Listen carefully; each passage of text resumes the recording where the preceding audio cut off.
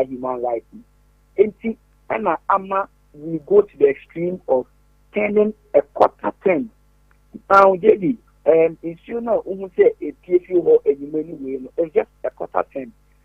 History on that way, say, a final, your pipe, extra affair. When you look at the filling, it's so deep. When we noticed the issue was there, we drew the attention of the contractor and then feeder route, because the contract was given to contractor through feeder route. So we went through feeder route, and there were meetings of engagement to come by how to resolve the issue. Now, when you come to Sokobai area, they are accepting portions. So the whole thing is that we were supposed to have repaired the line, but now the contractor says due to certain things or certain exigencies, you need to meet and cut it through way, because even if you would still need another help, because the pipe is so deep in acquiring things, they would have to assist us with doing that. Now, when you now hear calls, we'll do estimate and then do cost sharing. As it stands now, JB, a part of your contractor, which is COVID, is not forthcoming. Now, Ghana Water as a company has been able to repair sections of it. From Sokobai, Corona, year, a lot of them wouldn't have gotten water. But Ghana Water has been able to repair parts of this, and we are delivering water. Section now is so 80 million. The offer starts Sokobai past the whole Kodina and Ochina. Now, before I was even talking to Imam now the whole thing is that the water going concern with insulin APN, which to us we are not happy. So we are also taking the stance. If it looks like nothing is going to come from the contractor, one, we are trying our possible best to serve our customers, though it is costing us. But if going forward that is going to be the norm, then we would have no other choice. So line totally. Now your closing line now it should be put on record that then residents in Sokobai Aircon they wouldn't get water. See, so you are aware already, and now more engaging contractor on several course. A dear putting up contractor on airca because I mean say a chair honomopa. Maybe so the whole thing has to do with but because with Osha it's Medina we have to go to feeder route for feeder route. Now management has been on feeder route here and there. At a point, now you are lucky pipe on the put in your name to Kosokobai. And I believe they also take to complain. So we have to do a quarter 10 just for a small amount of water. And baby, you see that quantity of water coming out, gushing us. It is costing us. But see, you're too much before we bring you. So going forward, that is one of the if that is how it's going to happen. One, in a bid to try to serve customers, it is also costing us so much. And if the sound so air happening, then we would have to shut down totally. I see. Now, so that particular area, we are told to say, baby, you hold because of Akoma moyen in Tema and so intimate inflow of some part of those places. And now, Sisia baby, and so corner and now the activities of Akoma moyen in Ama pipe na pay and sonina etugu. And I bought Ghana water for over there almost 6-7 months. Still, na mobile, sir. Really, do baby. I believe you're very self. Just to do baby. Yeah. Osha you do media ye the car and in a bid to serve customers because say men and now many will get personal private education. I think you be my director. Nyabakacha minister go and shut that light. Now they should go on the contractor's neck. But we are looking at it. Oh, that's too bad. But I better now you get a Beliza picture now back on the line. Now you're in the Dinkomo. Hey, Akoma 87.9. You can't just say Umpatem ho, and umpeswa so near Koso ho mo de fabre. The moment I be bread, ye bepe one year the amount. And that is what we do. That is our hallmark. That is what we do. So obet me ama ye better try to get Peter now back on the line. Now what my better explanation of near Ekoso honomo. Now so Ebenezer is back on the line. Now so yes nim say da ben mama mo ho deadline be say time we dey say contractor no pay on pay ne hia ne so beba wa amade a mo so mefa mo ho adwen. JB, as Menel aiding Komono, I think last week now you touched on this issue, and I told you I would get back to Utim. Yeah, Kase, and Metunya Kase, Yansha Nemkosi week ne ending crano. You might head say Ghana water and so Mawa, and ma and your surprise, and your mama because you're chain and we've tried to work through every means, but they say no. Many just say wawa knowledge say yeah boka wo.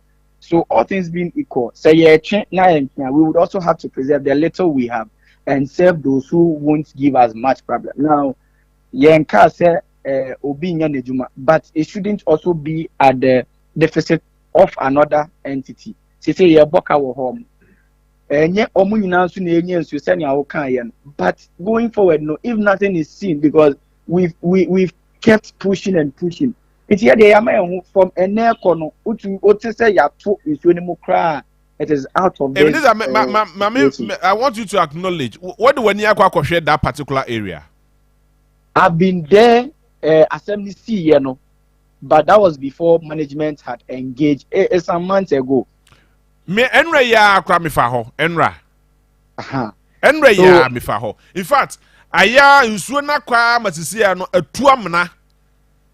Ewo form honomo. It is all driving us unim that particular place na. Oh, one here be say car. Yes. And apart from say say car so cry na. It's very dangerous. Very, very dangerous. Those are quite so munya nwie. So there are no road signs on the road. Very dangerous. So JB, I acknowledge in as much as it is, I was saying you say we do not have that sole right to touch roads in Ghana. So baby a yejuman AC baby, and then we also hold others responsible. But going for Sen American, the year Chia boy Kayana JB is still the same. Then we would have no other alternative than to also shut lines fully. Now it's up to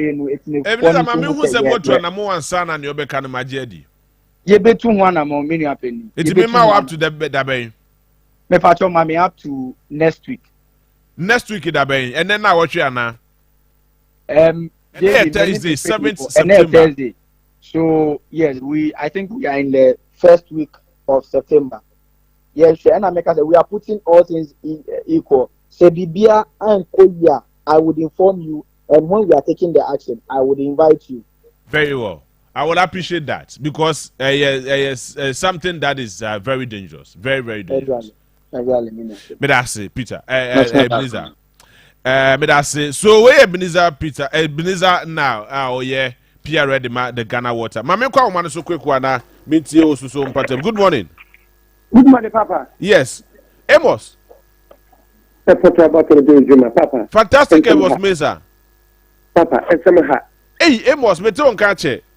Papa. Me too come on radio so the Debia, but me too come on the other side, actually. No, Papa. And then, no, Papa. Mammy, too. Papa, that day, I am a mania brew, Quabri. Now, I'm not Kofa. Yes, suffer by the several. Now, what's a Papa, or my I could see suffer by the several. Yes, Papa, I am Adi. Now, every walk one. Because I didn't to the cat, you to come my. The command you took a crap, Ramaya. Because I don't so free over. The Papa, my name, Aquadia. Not then the Quabre, I want that place or common to you so omnibus you so. You have got the Papa, I'm not walk on the I'm in the way I want to see I know. And you got to say, we need your contract as someone who are you.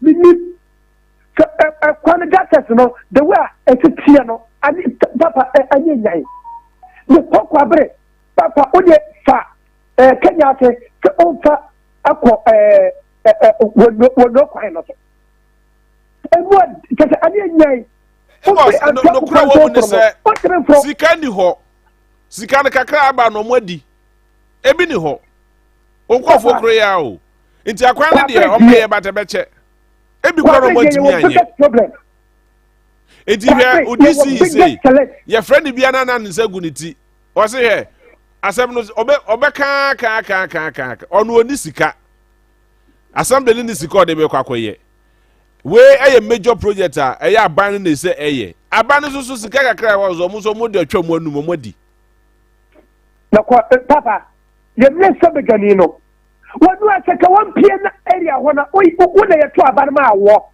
ye na ye nam efie baabi pie to pie ye campaign no ye mo na wo haye won pie ana dadi de nyala kusa no ye se ayin kwa no unam sai man ponten eto bi musase ma omna sabegani wo wai ebe ni be so ma ye sa di wachi adi wa ye sa the same place wo ati aba se no wo ye de bi fa wo akwai ye kaso one way ye magu one side wi a ebe ha gere wo de ye mfa grade no ai bi ba bia amena na to no na se bi papa kila mo fanso wo to mo kakra ati sa papa wada uruma o banya na ka fe no na ke ye so ba kasa me ya mutanzi area ho to ni ho nyina papa kwabre ye kam yesu ensama ha tibe da se e betu wana mo e de amount Amos.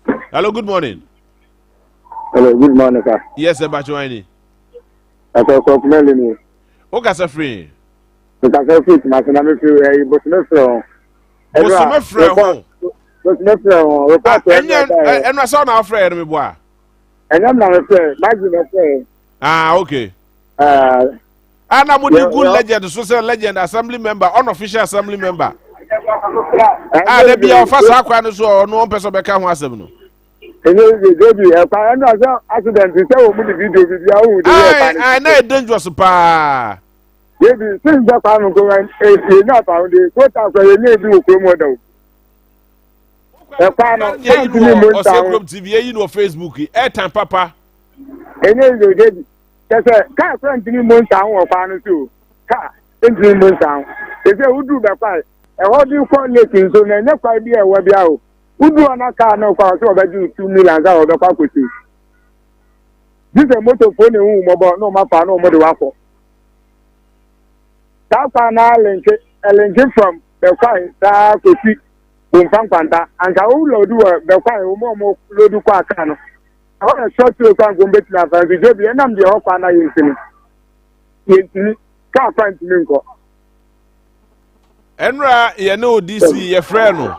Ye san kano but later na ofre na ya pon dwumadie no say ojina so sa sa baby want me carry ye be try bad no modo na me nim say bia na say you there obi baba so wo ba dey kan bia na say ye be tu o ma so dey ma si ye to mu pin e say baby am sa no me ti ka ro ma ye nya no ma ba ka no kwa ye ntimi nyi mfia mena nim ka ewura amra nse se yentimi ni ka ni mfra mena nim enye ize ana honi nya so before sanu sa na ka ni be sanu sa se bi si se na ka ni si fra no ano e ko wura mena nim bibie no ebejo obie nka no ma ba ano ma ba kura mate metu ana monday aba na momda Facebook na mahwe ade na memma mo a very explosive and a dangerous scene ekoso momda Facebook. In the next 1 minute, now, my mentor won't come our Facebook, one more now. The before some voice note to know, anyway, before some voice note to know, oh dear, Maminya sa video no, a buakwa, very, very dangerous, very scary. I'm sorry for one journey live on Facebook. Mumra in the next one, share all driver crowd the park or car just 30 seconds a pair. Not yes, our voice note way. Never share some video with panya some ketwa. Very, very dangerous. Just say, I know ya, I know day. Hey, Mudie.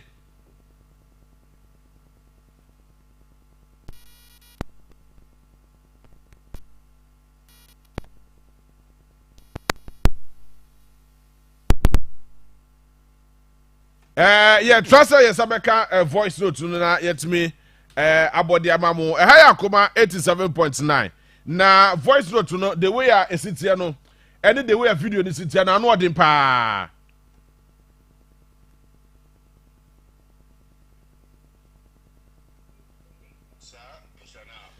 Okay. Menya de amamu na yetumi etu ho na mo. Ewo ebuakwa enclave ho no mo ebuakwa akropon kwan ho ewo ho no mo yes mabato de be he no yabo ebuakwa akropon stretch no oya de akokokobe junction otra akropon junction now de kokokobe junction there's a hospital bi ehemu wa amnamu ho no mo very very dangerous ho no mo kroya asaso nsuo bridge kesepa nsuo kesepa da ho no mo na very very scary. Very, very scary. Now, in 70 BD. Hospital na nipa dafa no. Sir, picture na when the ato so no. So, on Facebook and video hospital na nipa dafa no. Unsu wa be no. Na mpese me free zero la me nya but was if we free we so a JB ntimi mfa. You know akwa the pictures na ma one of the producers no. Very serious and serious and serious. Jerry, morning. Medin be see kakra.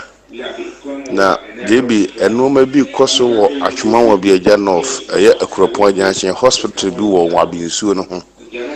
Hospital ni nsuo bufa. Nsuo bufa no da so plate. JB mo ho videos nyina wo ha se JB eku papa.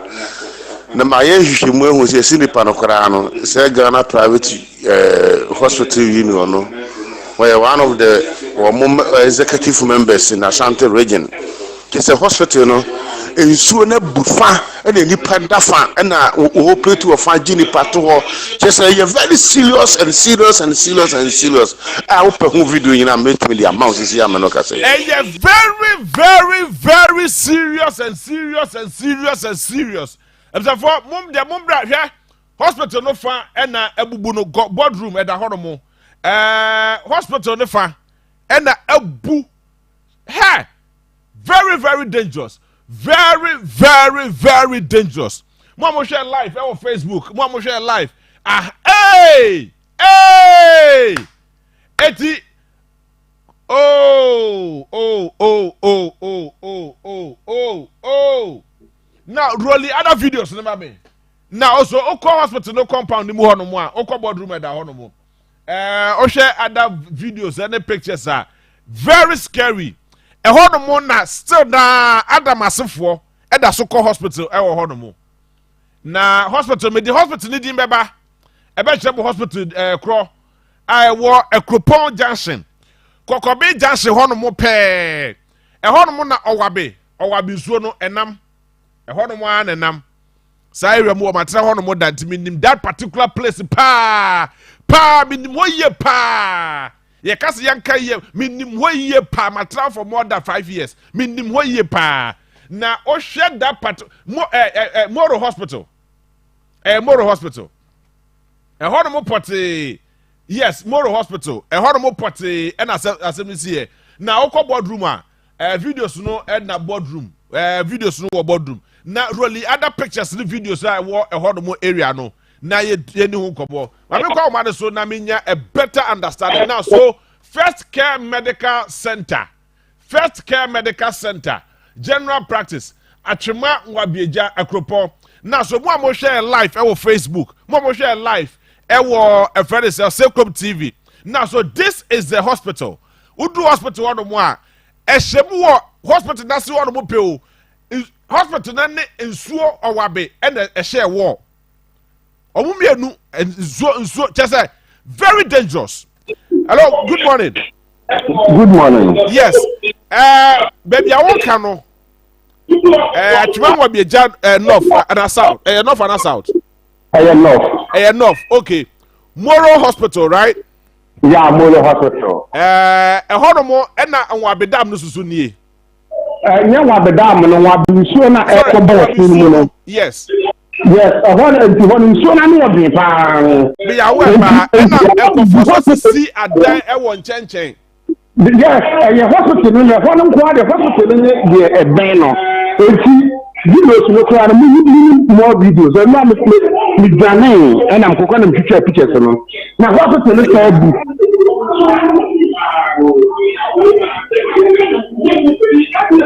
hello.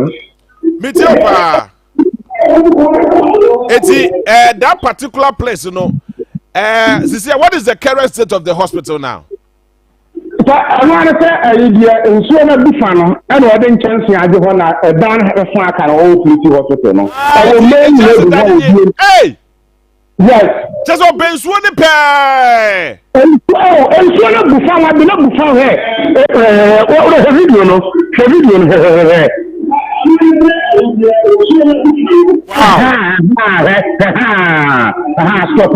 Stop on. Yeah. That is insurance. That is insurance. Every fan one different way.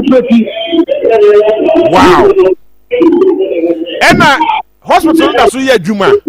Wow. See, I'm not going to cry. I'm just going to cry on idea. What does it Juma? All the ones that know what you want. I see. And insurance on the other side of insurance so. One enough insurance fan and one also in the hospital fan. And also fan. And I'm going to show now. They will see that here. And they call be just one almost so. Yes, but you told me who not the yes, I heard but we told you minimum pa. And what they call be just so ultra bridge in the kakra bi so a. Amina mo ko for statistics you mo da ho no mebo a. Hokwa da kwa da man ko he na hospital no. And of course, so I don't so that buffer, Mrs. Debbie. I the hospital, Sadi will say, about 5 years old. Oh, yes, hospital the best one moment, Kaya, Bayer almost 15 years in the Daddy back and so many big fana, yes, I okay. And I am so that Budan Kakrano, I give up. No,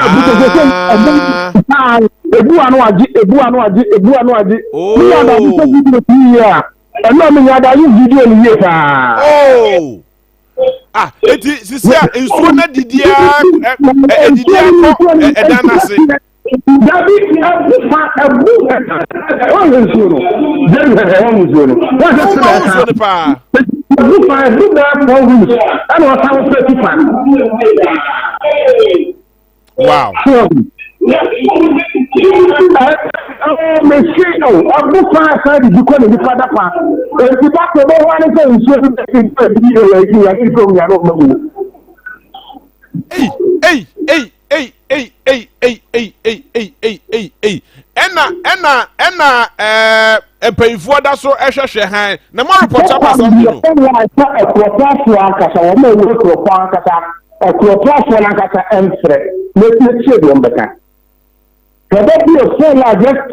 Messi ho minimum matna ho pa minimum ho pa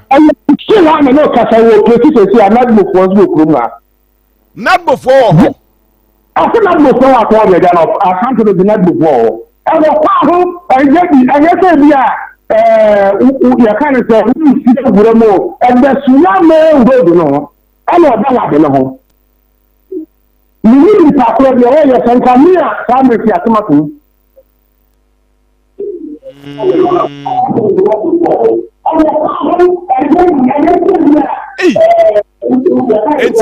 O de ya te betu wana mo na ye hwe ensem abetimi afiri wono mo aba boy mo na mo pa mo mfo mo ko passport no mfre na mo hwe do mbeka mate now so for Akoma 87.9 now ekropo junction medical ka be say all the old drive just 30 seconds per many hospital ni now my raw other pictures and videos na yenya a better understanding of the way a hospital na sit here one herbal hospital minimum pa yes so a medical hospital but a herbal and hospital in here this is environment in here fast care medical hospital omo operate 24 hours now so a higher entrance na Udira hospital and na Urai hospital inside the so say the one musitie but hospital no enchemu on the other side of the hospital enche mu na nkofo enhye da ehu no ɛhɔ no na ene nsuo no ɛhye a boundary nze bia nsuo ne ya na abu afa hɔ no aba bɛyɛ nsuo ne ya na abu afa hɔ no aba bɛyɛ nsuo ne ya na abu afa hɔ no aba bɛyɛ and nobody seems to be talking about anything. Nobody seems to be talking about anything. Mr. Mofram wa ukumame. Na omeyi esembiano because this is posing a lot of danger to the good people. Obi ho no mo a enso no ne kwan obunya kofa na kwan ne dia. Nyobeye ohu bia. And I am told to say Dr. Moru, one of the longest serving doctors highly respected men, doctors omo Ghana ha no mu say the facility no. But yan kan che dan for said dan for ade a wo yenye. Dan for ade e koso enye. When the two assassin man no, and when a man the permits, when a man the licenses, that place has been operating for so many years. That particular hospital has been operating for so many years. So many years. And this is the kind of danger opposite to Sebi Predes Ayare for. Now just imagine say Sebi obi wo dodo no. No akwada ho. Akwada ho na se atoyenchem we esia. Edien enambeye afira mbe mo be hye mo up and down na mo be gida on ma start bobo mo hwene na enu ade yante asem de enu ade yante asem de enu ade yante asem de when you can solve the situation now and now. What are we waiting for? All right, so yes start ye baba voice note mo voice note abodi aba no ye baba body na ede amamo Akoma 87.9. Ye wie never be call other related issues so e wa hadu say very important. Madika catch us a voice note no 0591 95 6661. Mr. Voice note man 30 seconds. Obi the voice note 2 minutes aba. Ye be say dey abo. Oba 30 seconds. Akoso 35 seconds na ye tumi abo the amount. Yo, JB, good morning. JB, I'm from Bodini. Kasefin Napia. Na pacho. Ye hakwan nye kula, ye hakwan nye pa kula. Ena ahazu yo nso na kakra nti bridge bi wu ha. A chese ya twen MPA so still MP nya dey. Umwaye Francisca Watin. Ono ye MP wa ha. Ya twen no empo man bi wa ha o ye na jeso beye. We nso ye na jeso beye. Ye so on babro kro nse monye. Open say on bitu escape. Di MP ye so wa kema na pia. Na Jebi amafai ya maoni Akoma training na ya mafa mabode masa. Hello, good morning. No, and so sure was net in sure more than so many. I hope quite so nye. I don't know the yes net in Tianka as your work constituency home. Me patrol, good morning. Me so me dey say me ti asmase na ba bi wa ha ye friend Golden Temple eben asmase police station ase na if you anopa kosi anadwo enye dede ketwa ene yeye weekends kra ka ho just de bia ni penya so apon adwuma wa ba betwedwo ho no de sa ena nipa edete ha nti we ndi emesremu mo nkenka ho asemai na etoda enye easy bad de nka at least omo wo around no and omo wo ba ni mu na we se nka obonwom no ede ma omo say bi omo fanji wo mani na JB, good morning. If you do fata, because I feel to covet. Make come as so no. I was say we are saying so say JB be one and a half basate pro. A kufa do na MPP aba ko we no. Won say mo hinta sem nyina na dead no. Enu kire say sabe o ma ni nipa bia de magana man no magu Ghana. Good morning, JB. Anope mi chiao. Moni ejuma. Sada mo kasama santiman. Eni mumba yada mo ase. Medi Timothy me kasa fi afun kwanta. Mesra mo ase mon kasa bi maye na ye bre wa ha kakra e wo nante mu. Gata kesi ya eda afun kwanta ne anoga junction temu wo yes ya famu sei. a total filling station hɔnom bridge wɔ so.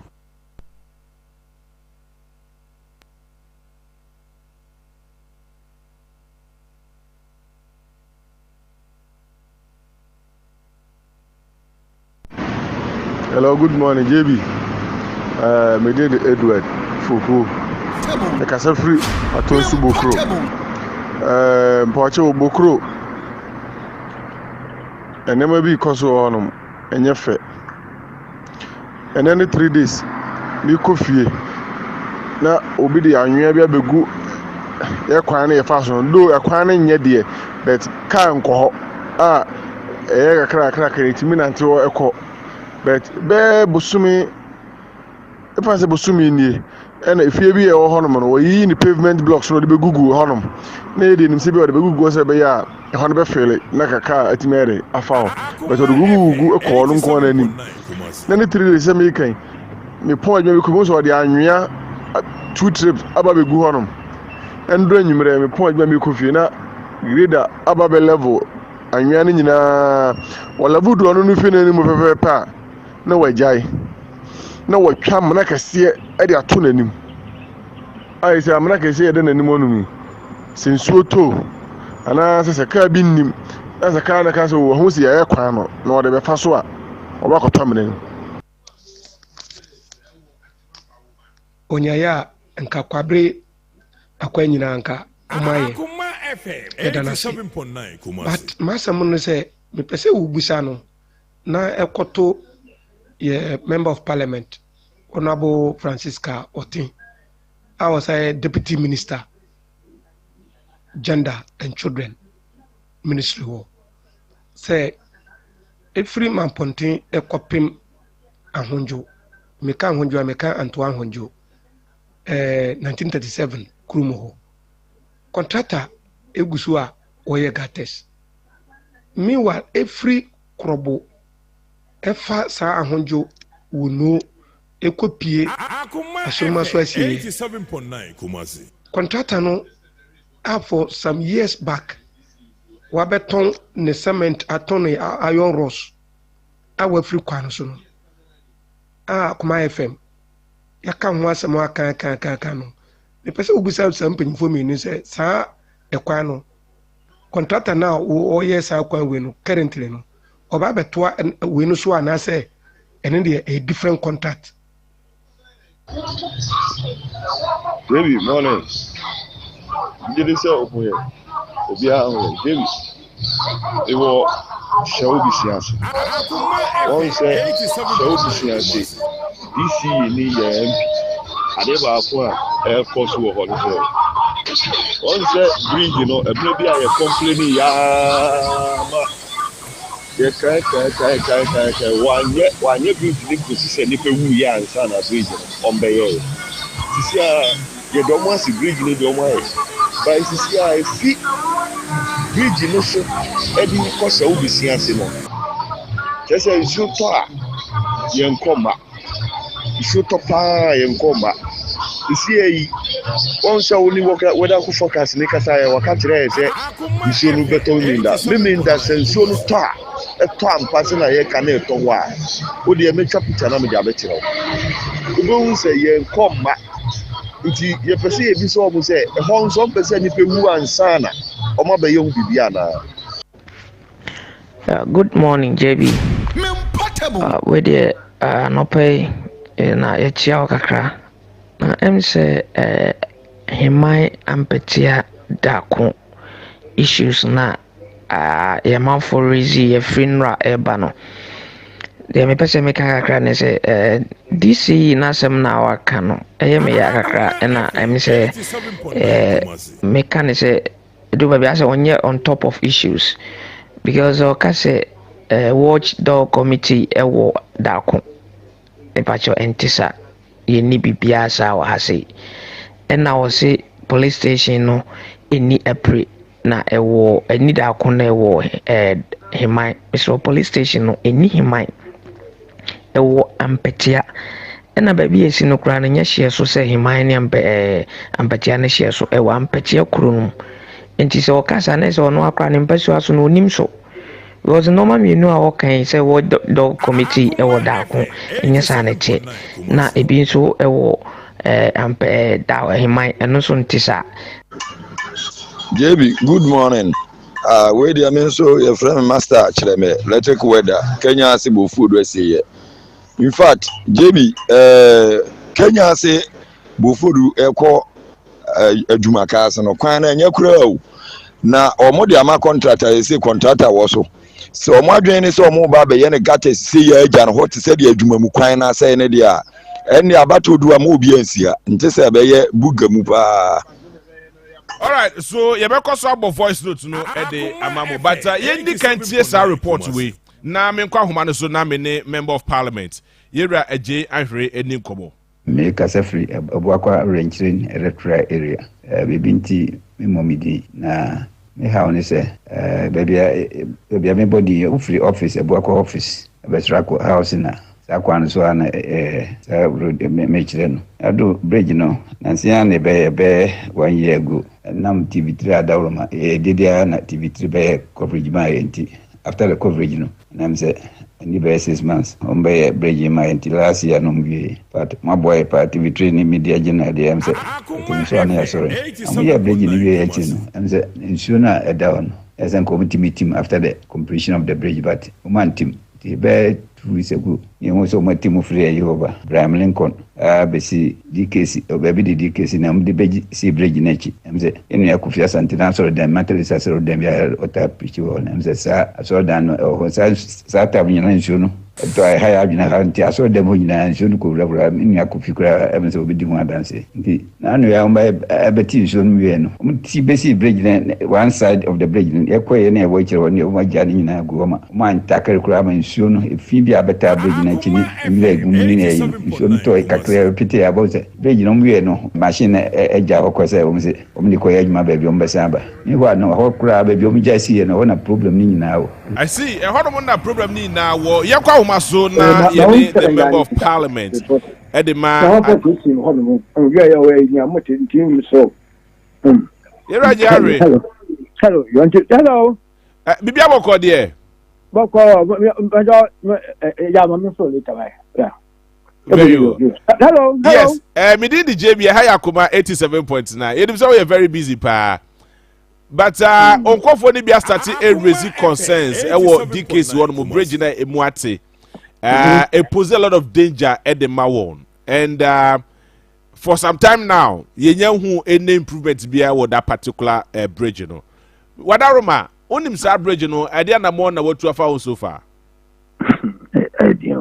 But madam no achieve you let me share with you from pimpin yanga kan to we just start consistency o say the suit near here no stretch no e pursue problems ni bibi sa be sana apache yeah timamufo na air complain say e pursue a lot of okay Mr. Media Wadaroma I think as part of my my study edumo say me no person so baby a water lock we okay go akwa ni pete mo ni dikes wona eja he wo mi person so issue ebu a etwem akose passing in kan enti insho no e say let to ni ade na me tu na mo kose say anke embeti mame omba ebe ye a whole a very long stretch but issue obu say pursue problem ni ade me respectfully me and can be bia the mechanic say you urban road engineer or right if you will be doing here me a contact now I want to speak to that because we need better application of issue no more can say your team was no okay go previous you show that some of the party you funny panel come this time you show to you shut up as you take I think aboni bia just said by but a business here will be a coffin shuma or shred and quite. And I said, Medina and I'm going to 2 years. Say, not the papa, but since I suppose any challenges we are respectfully media mean to me a technical man into technical person in the person of the urban road engineer. Much me after no. Na Mr. Onamana can na how to resolve it. Why? Very well. But quick one. Just 30 seconds per. Onkofo ni bi consensus on what they buy no. just know what's BMI. And there's another very, very important issue be a Krupo Junction. I they call Kokobe Junction. Meaning say before you land, part of my jurisdiction. Okay, very well. Very well. Until voice note to know now respond to it. Baby, everybody free office, a work office, a best house in a Sakwan so an make them. I do bridge no, Nancy Anne Bay 1 year ago. Now TV3 Didiana TV3 Bay coverage my NT. After the coverage, no, and I'm say, and the 6 months, on Bay bridge my NT last year, no, but my boy part TV3 media general, the M say, it was 1 year, sorry. And we are bridging the actually, and the sooner a down. As a committee meeting after the completion of the bridge, but one team, the bed 2 weeks ago, you also my team of free over Graham Lincoln, BC, DKC, or baby DKC, and the bridge, see bridge nature. And the any Akufia Santina, so the matter is as or them, or tap picture, and the Sir, so done, or Saturday, do I hire in a hunter? I saw them when I should go over in Yakufika, Evans will be doing one dance. Now I am by Betty, so see Bessie Bridge, one side of the bridge, Equa and a waiter on your journey in Agoma. Mine tackle crab and soon, if Phoebe Abata Bridge in a chinny, you like Gumunina, you should toy clear pity about the bridge, no machine, a jar of course, only quiet my baby on Besamba. These are the concerns of some of your people. I can run. I also do canon. So, that is a mini technical doc. Me who is the biggest near the defeat near being seen as a winner or can if it is posing any challenge. They are the best person to speak to it in the air. Emma was engineer. You call them to yes, I honor of that that work. If any issues be about near that's your young about engineer. No, can't sorry dining account. Rather, you come to the place and see. Yet you see dining idea of what I will in account. At times, if I was we are very a crack. So, in men we say, then the honest life on your you say a very responsible. A deep head that I sorry do or none of my connected or more, to a stream. Stream a cover be essential. That's the price you sunny idea, call for me idea. I'm essential no stream. And the stream bed pan over of course, I will start in Suriano. Ensuring I say, give you say. So now, ensure that a day, now you're connected with the Janai. I didn't change, but I'm simply among who is the table to your Benjamin. Not in Shakuku. It must say, no, make canon. And the turn among I have a king. I see about 3 young jack. I think I'm going to be in Sunuka, Tana, Infinity, second, not insurance, and none, a defeating. So if there's any problem that a person idea, with all due respect, then get in touch with Emma Virginia or the area. I think he will deal with it. Why? Very well. But I mean, now I say, but still now, last time, Kofi Asante didn't come over work home. My name say if there is any update here because Enra and in there, the complaint is still ongoing. Say, Akano, Mame, update to all you didn't come on. Say me kind and pa. Ya contracted there OCC Sukaka or OCC Kano so. Now I be main Yasha be quotas. Yarubu Sukuta was starting to Benson Mapu or the court or the secret yet. Why Yaho was answered by Asari fans will do no more extra team court a shaman so also so or ya I will see in the feed and I say Kaka and no power when you know you are or Papa or ya Babesi a Pim Hassing a police station and no guess what no our Papa trust or a house in Hofa Junction also if you are Babesi a DKC. Yes, but okay. I mean, they say minimum was that stretch. That stretch, a DKC, a whole far about the DKC. So DKC or no see, yes, any corner. Where am I? Yeah, am I waiting? Yeah, up in the bed, drains the board coverage. I will find say, okay, breaking, so no. Yamia is a quantity yachimu answer. But no say balls COVID. I don't know. Baby Umbabe. And no Pahua. And the contractor, maybe the Bonnie. And then Oba Baye, Guaquani, Tasmasun, and Shannon Tarus Nicaka. When now, or Sababe Pasu. Quote, yes, like I said, a bear accessible, so many alleyways, it's access routes, and they are from near. But I did about point and better than Mr. You finish. Yeah, if I need fever, I told you just out. The bear municipal and Chebiao. Now, district, this is no two constituencies. Come to think of it, Sophia Manchia, Echo come wine qua Rapon, near there one district. So, and you can't be born to I say enter one man. Me catch there at my mind says, I'm two abandonmania. Let me make sure say, you kill Musa.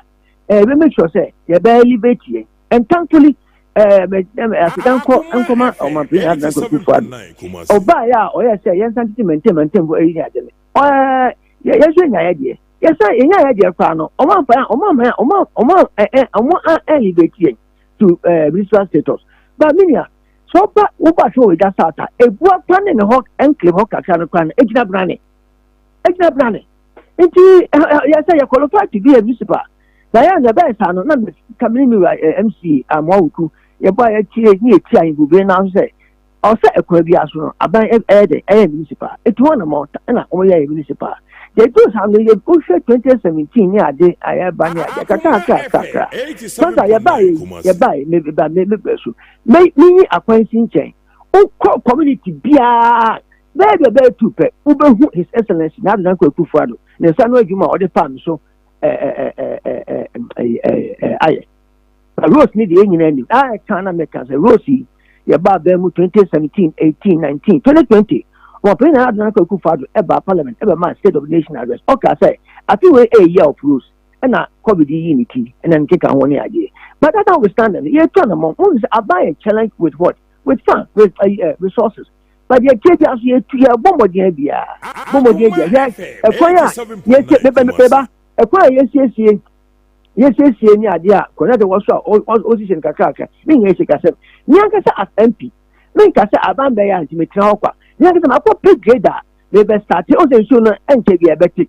A tia, a tabernum, a Ataka, any that all a carrier, a buaka, and make all of us, and the conscience war, baby, near access roads near Gabiano, my corporate grader, is only tia, the best singer I Eddie said, "You I say, eventually, Kaka, Copim Tama, a banner, like I say, or indeed, let's say, a team before a month for Nyabutre. I didn't be if you say, baby, and I can say, if you don't know your history, you know where you are coming from. I am going to come from VH, near whom be a fever, and Tikaka, Yaguso, the bear, and let's say, a month for Nyabutre, Kaka, Era ye beda se na ye gidi se anamotu na na ogusu awutu no nti bibia ya betimi adi nkomo. Me da se penny. All right. Era Ajay Ahre a member of parliament e de ma atwemanwa bieja north. Oni ye ne di nkomo no. O ma ya update on bridge na ekoso DKC around the DKC enclave. And these omwa kaso omwa kwan from housing honomwa e de bani na no. Kofua complaining akwan it's not yielding any fruitful result. But my me fa ednu ne ensi hono na mon join me live on Facebook. Na mo san join me live. It was Sacrum TV. Mo am share live. It was Sacrum TV.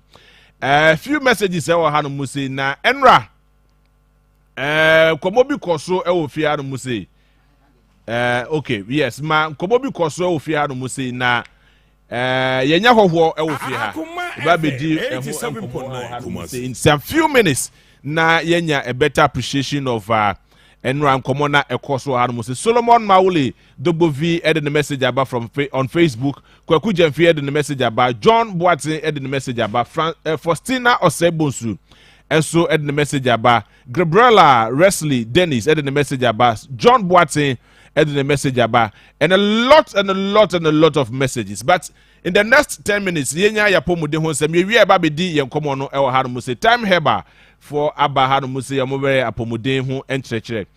Obako ko bibia boko de. Erade adom me ho. Eda obade ase. Mayenya time heba. Eda no pay apomuden nsembɛn ekyerɛkyerɛ bɛn na free time heba hɔ no mo eba. Yo, me da se me nwa bɛma.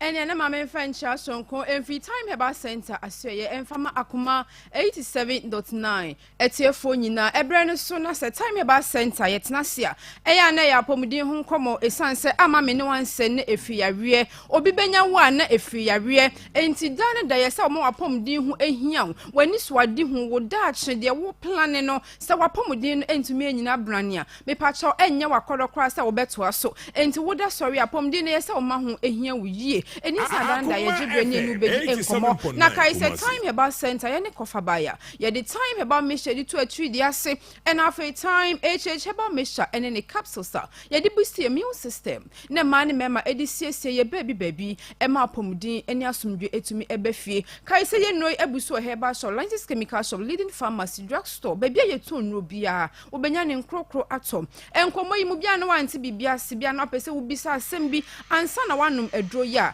obetumi afre doctor 0244 417 669 0244 417 669 mama information say every time about Misha edro say de mekan ye ne yedi tu atri di ase edi free ye ni paduanim obi oho no ma obeda sorry anopa no wo se me honam nyina eye me ya me hu hwia enye ye na afi awatie gu so awobedi wa wodi ntima akata wo ho no afi na wo kro ya hohoro esan de wo na afi wanum ahyase aya wo nyonyonyonyonyonyo bibie ni ho no ma eto wanum akyese wo tinka se eye wo de sebe ye de esitire kro gu wanum a wo tinka se ye wonwunu bibi gu anum a wose ase bibi gu manum a meti se bibi da manum ento so menti test bia wom eba ne se ebo nka ye se atridi e na aba wo so no unya time eba mesha no ma ebe yi sa ha oni na afiri ho menua ebeti wanum ama watumi adidi esanse time eba mesha egu wanum a between 5 minutes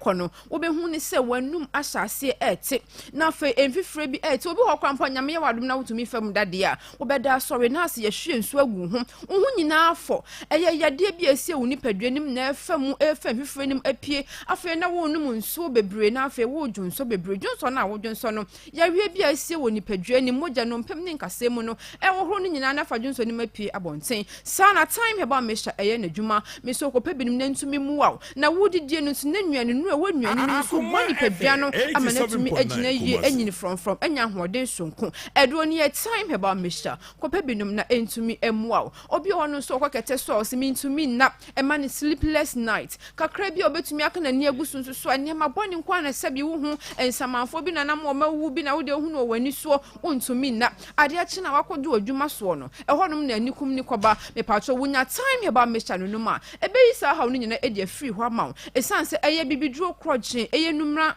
enwe hini hahama ena doctor keka bomu a wode aye time heba mesha enti etu ya wiase e de free woni padua ni mu apomde no etumi egina brand obi ono so wo se ono di ejanity paye ni tifa tumi dwane sei gaga moye no hwe nyeye wotena se kakra no wo sori a no wo ye tu ahwe menwa di number ni biem 0244 417 669 0244 417 669 na ni su na ebiri ni nyina kye se wo moja na ntumi ni afusa ni ye meka se wuti jaso ena ye wadwuma anopa obekwa akogina jaso aye aduane no aton no obegina so a emesuma ba meka se wodi awia so na wonam a woton ade ofra no pa obekodwem no obenam awia so ama ade asa ente ye se wutumi nya aduro bi ebetumi aboa wo nipadua ne madan ne da wo moja na wo nipadua ebetumi di afusa ni ye ekoba se wo anya ne sade bia na de yare ahodo ebrew wonante kakra bia no akoma bo se kim obekwa ha ne ha wose mabre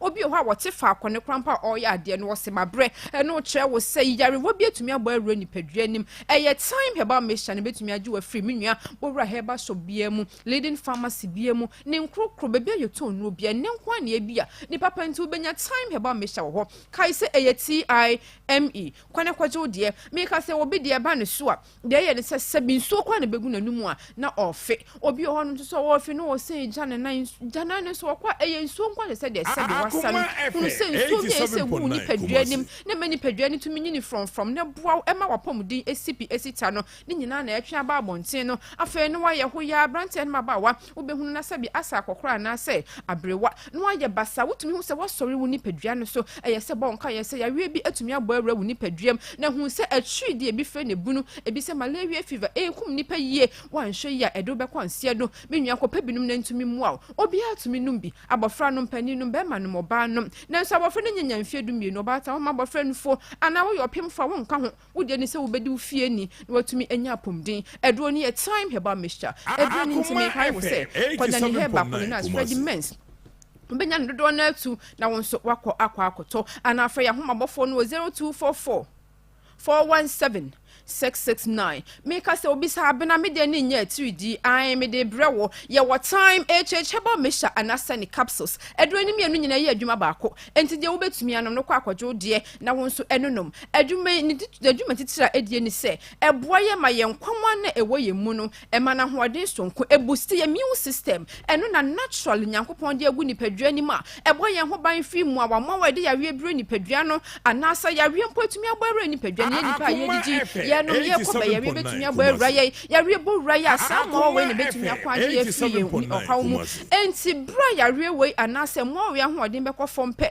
ebie kwama ya we ahodo nyina bo wura ni padua nim eti ya we twema be kraw ye funya de twema be kraw kyese wo de de bia wo complain wo ni padua no ho eba ne se ye se wo hu se nkwama na wo ni padua nim na ahoɔden kɔ fom enti na ya we wa ahodo eba wo so no unya time heba mesha na ne capsules no ma ebe yi sa ha no nyina afiri ho ebe mama wa na ho ehu aye den sonko na abo ho ba fi wo hawa hodo nyina mu Mr. wa wotena ase kakra wo se wo na ase na atatai na wo na hu na apagyepaja obi ho no ma epagyepaja sa na ode ne nsa ka ho a wo be hu se na ate atom enti obi ho no ma na eja na nsubiwe wo je ne tumi nya frusa ni ya edro ne time heba mesha na sani capsules pepa binum ne ntumi mu a wo atitiri wo da edro so okra wo de na iya ne hia esanse be boost immune system no na edro bia wo de beka wano na tumi aye adwuma entem so no hare so edi amount number near 0244 0244 417 669 ma won so wanya ohaw bi e wo sebe obema ne ho wonu obi akodi ahyemu meka se wanka ya ma ho ban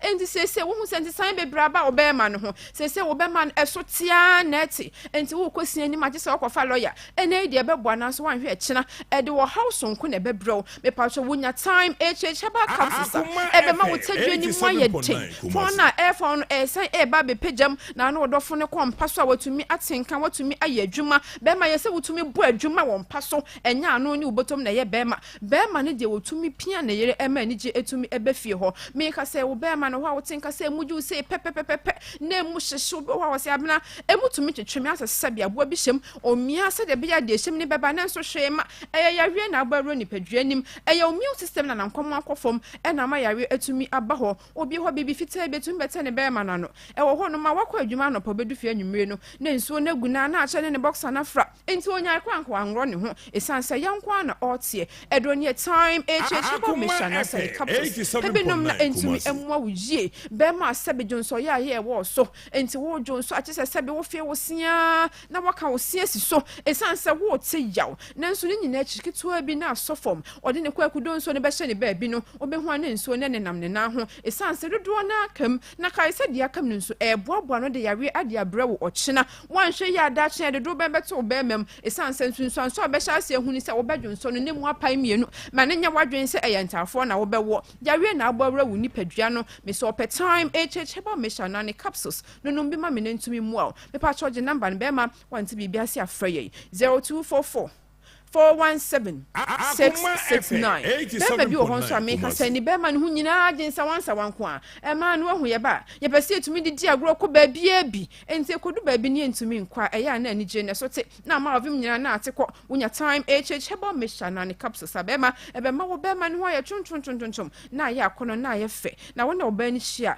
ani je etumi aba ba fie oba nso meka sei otumi ne obi akodi ahia mo nso ama ho ban ana ema ne kwa de jana bi ho ya koso etumi fa ya wie bebre ewom enti me ka say wote nka say wo ba no emu etumi ekeka wo yie obi se keka no kwa no de ne nsa kɔ hɔ asebe wo hu bibi fita bi a etumi abobɔ ne nyina akyi ne ensuo bi tumi gu ensuo no sebe ya na nka etai edi akyire enti obetena se obesɔre no sebe na ekonwa na wote so no nyina na so afɔ na wata ade na akyi nyina na afɔ enti wo ne wo dɔfo no kɔmpa so a ɛyɛ enye nanika ɔkɔ a onte ne nka biem esan se de obehu na hemfie hɔ na ni anye wonya kokodo nka nkyɛw me pa kyɛw ba akɔpɛ time heba mixture ana tonic capsules no numbi mame ebe mo ahemfie hɔ ayɛ rese ensuo ne gugu na asabi nka de akyi ne nyina ebe free hɔ me ka se obi hɔ nso ansa agye wo ba ne so abɔso ɛkɔ a na asan aba ebi hɔ nso so a wotia ba bi ensuo ni bɛsɔ no na foforo asan free hɔ aba me pa kyɛw wonya time heba mixture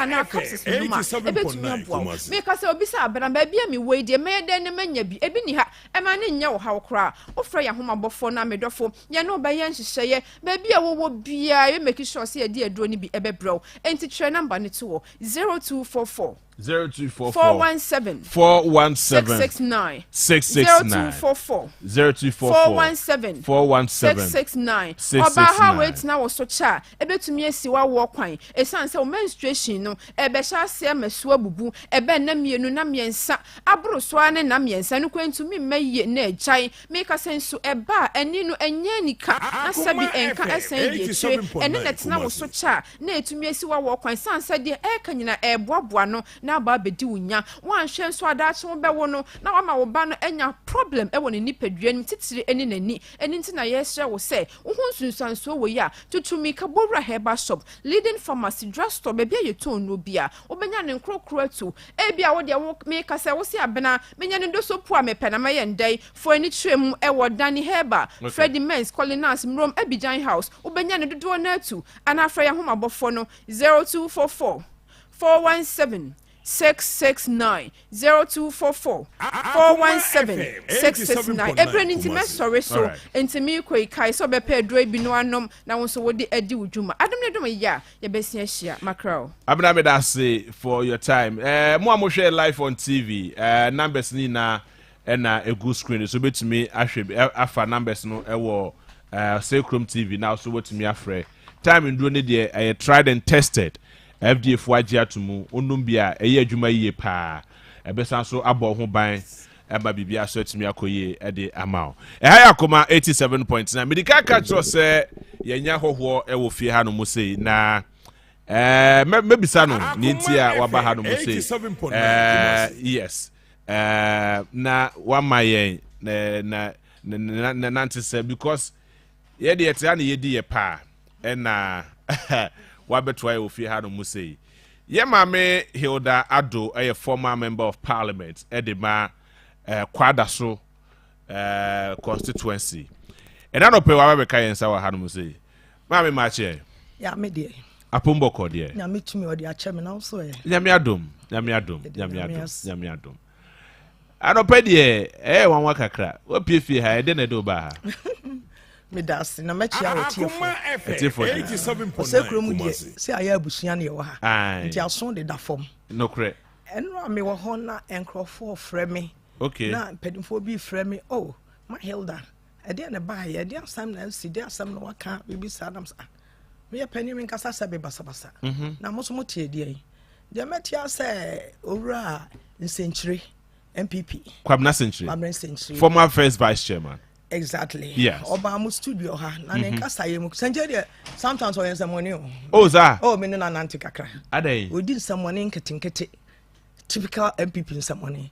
Really? Oh yes. I see. Oba mo frɛ Kwabena some na me person ka mo frɛ kwa no tie. If you say. Me sure so tie. Good. Kwabena be kan o ha say bo me ne owura as a Sarbediako. Yes. Edin Kasem. And I'm a person me ba. Na me be chile much etiefo. Say from me money ma aba no. Etoho aneko. For the purpose of enra and community, yenti enra ministry. Enra mini na net here, not bebia obagisi ya. Yenti community. Kennedy is in to destroy Alan because Alan Crawford kwan or picky woman. What be picky ba umia. Even though betima picky 1-2B. But Alan Crawford kwan. Look at Samayama kwa. Yeah, nini nyina ne wala. kwame wusu ni wɔn a wɔn keka ho nyinaa apart from dodoɔ naa na wɔn di n'akyi ne nyinaa no it is only Kennedy ne nko as a candidate no wɔn nko na na di Akufo-Addo akyi na yɛn mu sɛ Alan delegate any regional executives former regional executives wɔn a na di n'akyi 2007 for the past Kufuor time wɔn ni trade ministry koraa no odi bɛyɛ 6 to 7 years Akufo-Addo wɔn ni koraa no odi bɛyɛ 6 to 7 years. Yemu wine and Alan Timiman appointment say Kokoye board way. Yemu wine na Alan. Anybody should come here and tell me. If I was thinking, say, and then Tarazo one district, one factory, he can easily rope Love Enterprise. Into one of the one district, one factory, if really indeed say one of the buyer. And these are the things that a man nipa day. Edi and nipachi. You have to invest. Police station, Baumia investing. Constituency elections, Baumia investing. Regional elections, Baumia investing. It's just like Akufo-Addo. 2007 87.9. What do you say? I see. Yeah, near we need to be president. Because 2007, no, every indication was showing, say. Akoma FM 87.9. Now, who answer when your case here? Alan will never support you. All right, so yes, or the other one, Eba. No, I feel the ultra voice in the other. So, Enra, I remember say Obo Woodin, Eka say Wofi Yera Alanche Martin Echi. And I don't know about how one of it. Yeah. Sanity 87.9 Kumasi. No, Sanity say Wofi Yera Alanche Martin. Oh, Bamena. Ya nunti MPP there make us as say no Bamena. Emunye ye mubi akono nipa bebre Akoma no. And a trunk kiti. Say Alanche Martin say why withdraw from November 4th. Yes. And Alamwa will be and away more will be Sikatu ni abon century. Ya boss is just Sikatu. Century, ya bon is Sikatu. Eh, really? I want a diabono. Then another name a friend say, Urabama. Cassa or Cassaniche say, I say this old mammy be and son which I am born one and numasem. Allow more away when you allow also a vice president, also a president. Alan. Also a vice president, also a president. Alan and your president. A the opportunity now by one more. No, a trade minister. The trade minister on a selected a nipa. Ewo ho ma ye bibia ho sa wo yetumfo sa trade minister woni president here woni ne ye adwuma wa ye bia ma so much wa ye ye ne say wa cripple wo baabi what you say wo no pese onya obi a woni ugina what you say sa agro we no ho I say logical. This will come. I see. Yeah, did trade ministry no Emma no. Apart from deputy no, any person young financial hall, our more presidency. All the mission. Yeah. Na affair na maybe MPP on this issue. Alancha Martin kakra mi minimum crowd. O rusty cananum or back me minibi. On one enum that is a MP for NCIS. On one enum or bois na me bois. Okay. Or me back or bear fear. Oh, ye Allah, ye no. Asam was Allah, there will be any home come up. A small kind and say, Allah man a sad time, no. And this CK 50,000 Ghana cedis. What do you call a pet say? National position. Oh, okay. No person or yet said national positions. Okay. Or not the catch him. He was so appreciative. No, by me fear no kind. Just check that time.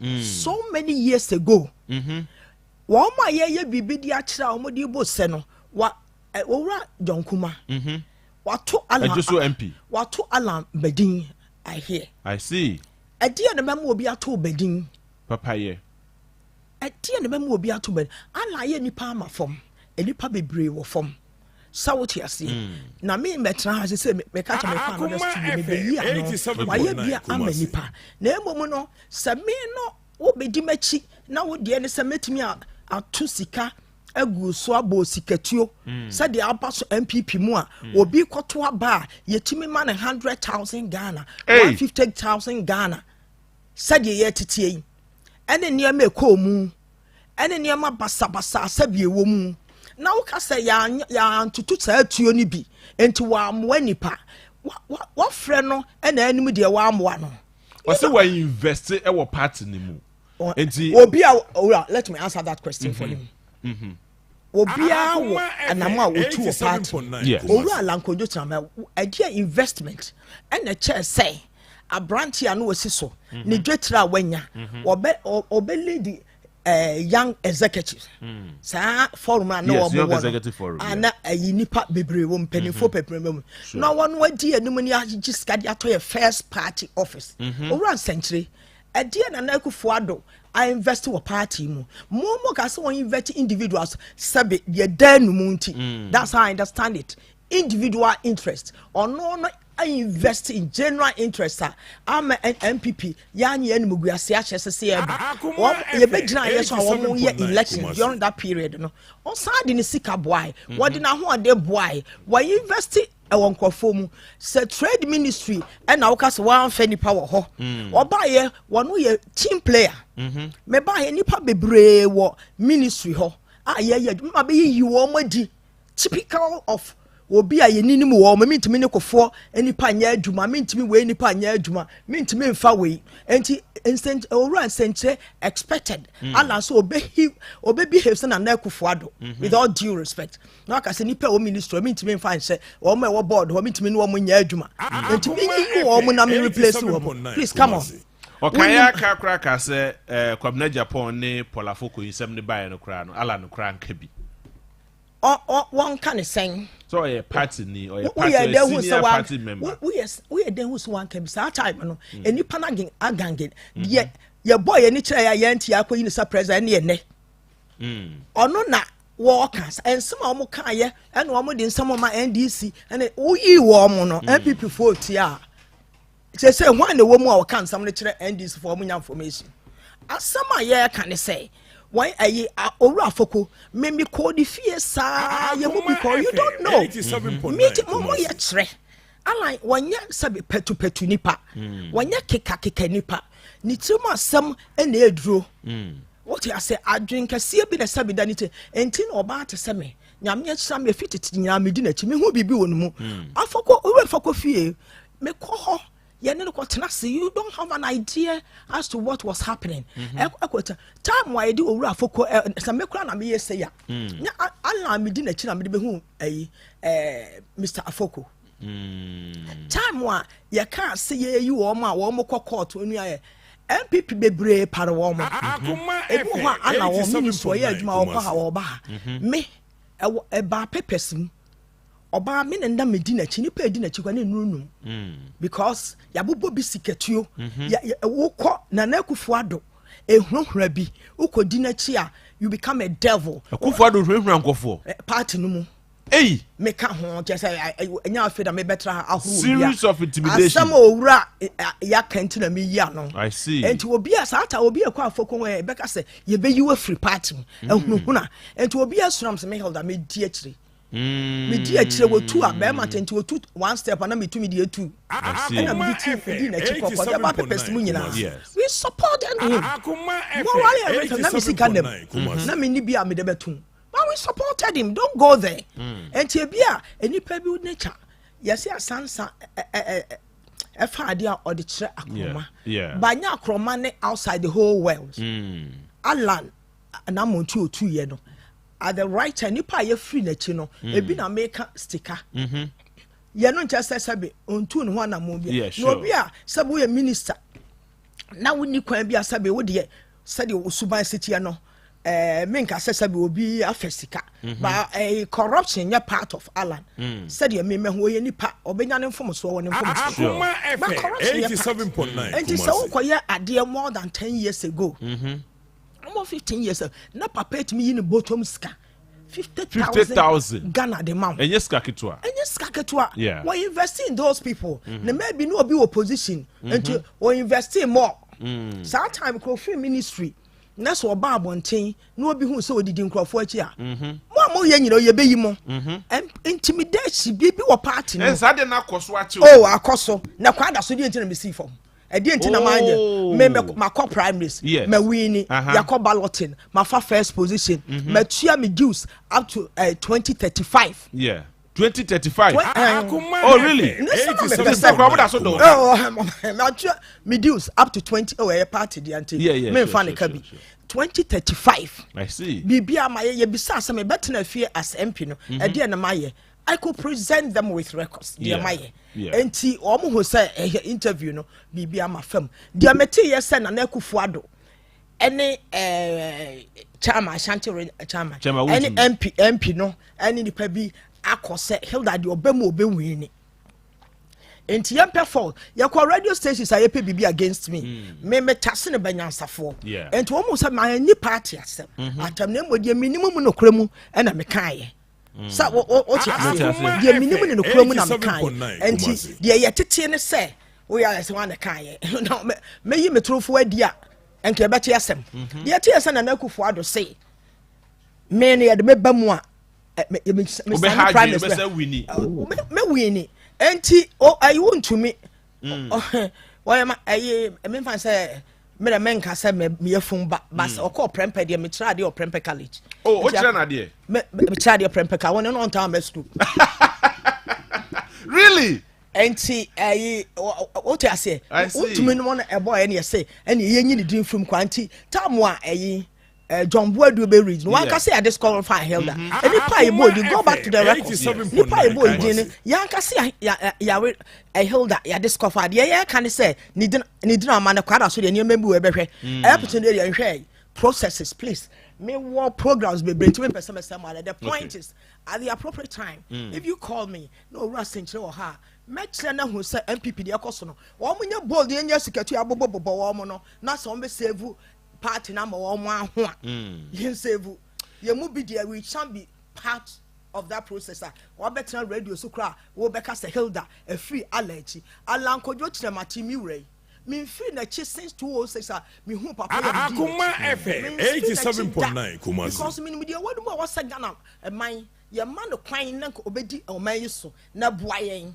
enye sikatu obeto to abobo nkrofo na emomu no wo loyalty to the party, or loyalty to Ghana and yourself and the generations to come. Yeah, that is what I'm looking at. Okay. Sika any investment say investment on career or the Nippedia school, me crammed and Kofa school university, Macro Bacon, a lecturer over Japan. Oh, I see. We up on the PhD or US or that we've invested in people. The human nature being what is Akoma FM 87.9 Kumasi. I see. Thank you very much, yeah, mommy. I think the appropriate time. Yeah, me person is Sisudria. Yes. So we are lanko jo tramat. Me tan. Free the chi. Me tan chi sa abratechi. Me ta ana chi sa abratechi. I see. Me free na chi. Okay. And I mean who? Say your time and I can friend Century wa homa no so na ne dim. Opa from another time 9 minutes ra. Very well. Odin someone I'll see the station. Me pesa kasa na one MPP mu na ye twitwa trotto be owura chairman sa call baby a Hilda yes was see obenya 70% ye man ko which was not true ne nyina si wa abusua opa the appropriate time call me 87.9 it's explanation and we do justice to what he wants us to do justice to 30 seconds per yenti mama part MP for Asukwa. I want all women in Ghana and especially women in MPP to listen to me very clearly. I believe Honorable Alan Martin is a God-sent flag bearer for the party because he believes in women and he recognizes the fact that women work so hard, and he's one person who is going to ensure that the work of the women will not go in vain, but they will earn their living creditably. Alan, I believe in him because I believe that Alan is going to change Ghana for the better. It is our hope and our prayer that all women, having chatted with him for a while, I know that he has great plans for women and he's going to do great things for women empowerment in Ghana. And therefore I call on all women that Edru Alan so. Mumunyina mama tayachi na yemfa Alan. nsi so said your flag bearer. Now wasa be your Ghana so president. All right, so Akoma 87.9. I mean, Mame Hilda Ado, former member of parliament, Edema, the good people of Kwada, so near Tenekan, or say, Waka, says enjoying someone, papa, can't rock it and get it to talk of also. Na, or no, or Cassie Sudia, or can play fast, or no, Mame Hilda Ado. O free Alan Kojo Chemate echi na o free na chi so eda na o cheba wuntumi o me kire wade okra na nta school na o so ya na so twa Akoma FM 87.9 Kumasi. Very interesting times ahead, very interesting moment ahead. William Basikuma, William Ache Mejo so JB bibia boko there JB bibia ye boko but you say MPP. Yes. Ohwe baby a MPP free ba na baby a was say omudru no a. In recent times, omo eya backtrack. The party is becoming unattractive. Omo anhwe ya because ohwe eye GDA Ghana fo nya wo MPP mu. So they say. Akoma FM 87.9 Kumasi. Ghana for their share MPP mu as a political party. Na nipa bi abefrem na omo senior no omo anhwe yi a MPP be unattractive for Ashanti region, and that will be the doom for the party. Party is doomed, and I think and that is exactly what they are doing. They are on course because you see, few elements in the party are trying to make the party unattractive in the Ashanti region. Few people, because party we know. JB, yeah, dear church. So they say, I mean, but making profound statements and serious allegations, intimidation upon intimidation. Bono regional, MPP is even more organized in the Bono region than the Ashanti region. Oh, I see. MPP is more organized in the Bono region, even in the Volta region. MPP is more organized in the Volta region than the Ashanti region. I see. Okay?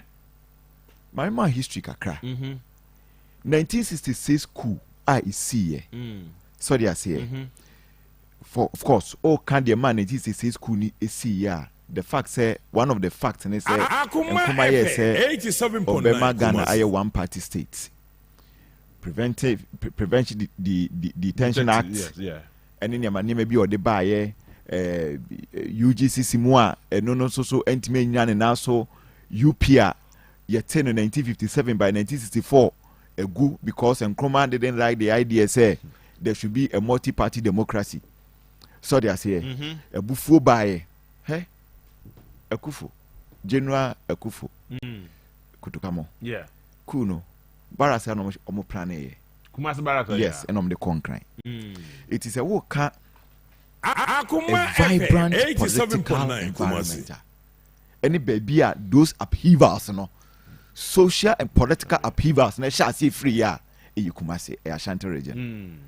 And Ashanti region yes Ashanti region and MPP Fuma Eden it is Ashanti region MPP Fuma Shano say oh my MPP na unattractive in Ashanti region it means you are killing the soul of the party.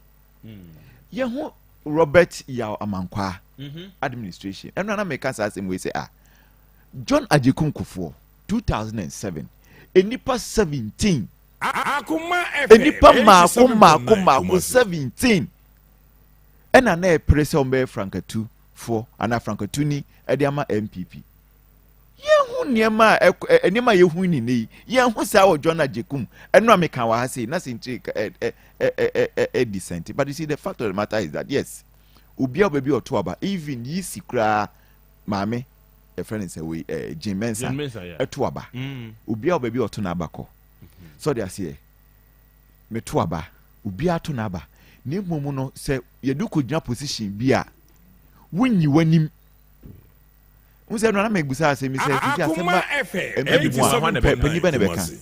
because empanifo a sabio tafrache ye war ferry bi wo manim dodo no a ateki site e wo presidential primaries ɛkɔ so edi sɛ obi di Alan Kwadwo Kyerematen akyi a so they say na sɛ bi aba omia camp ɛwɔ issue a na sɛ saa panyin no di Alan Kwadwo Kyerematen akyi na ɛbɛtena issue ne so a onyigidi onimu because onim sɛ wo ha na taking sides already, yeah. So they say maka and mesaka one of the greatest mistakes are the regional executives and they say openly declare support.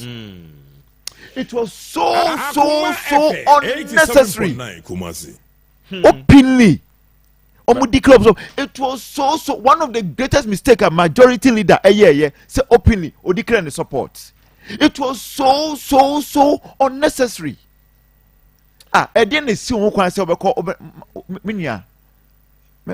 Yes, me pe wase meto ama wo.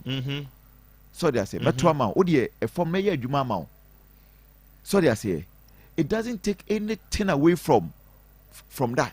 Say obe publicly we ka say oh we assume see we di wonye we na ye iti ntoma we e ba sa no a because look 1 minute yes you opim so Oba Kofi kan was say party there ha na yete no ade tete there na friend NLM ni UP no there Akoma FM 87.9 Kumasi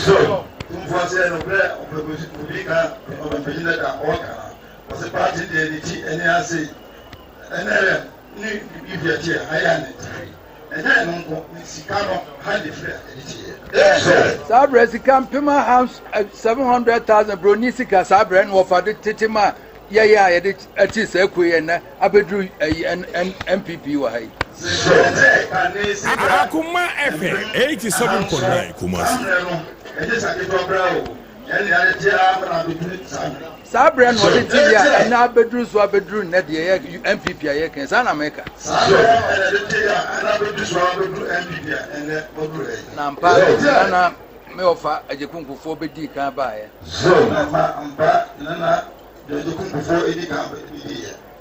no yeto abasesa ya ene menana akufo ado ne won so yeyi no se won mako sa akun ye ma oba don be tuku wa be di yeto aba esesa ye ene ne pa na yi o ma na na akufo ado de kuta me lawyer no no 87.9 me lawyer no no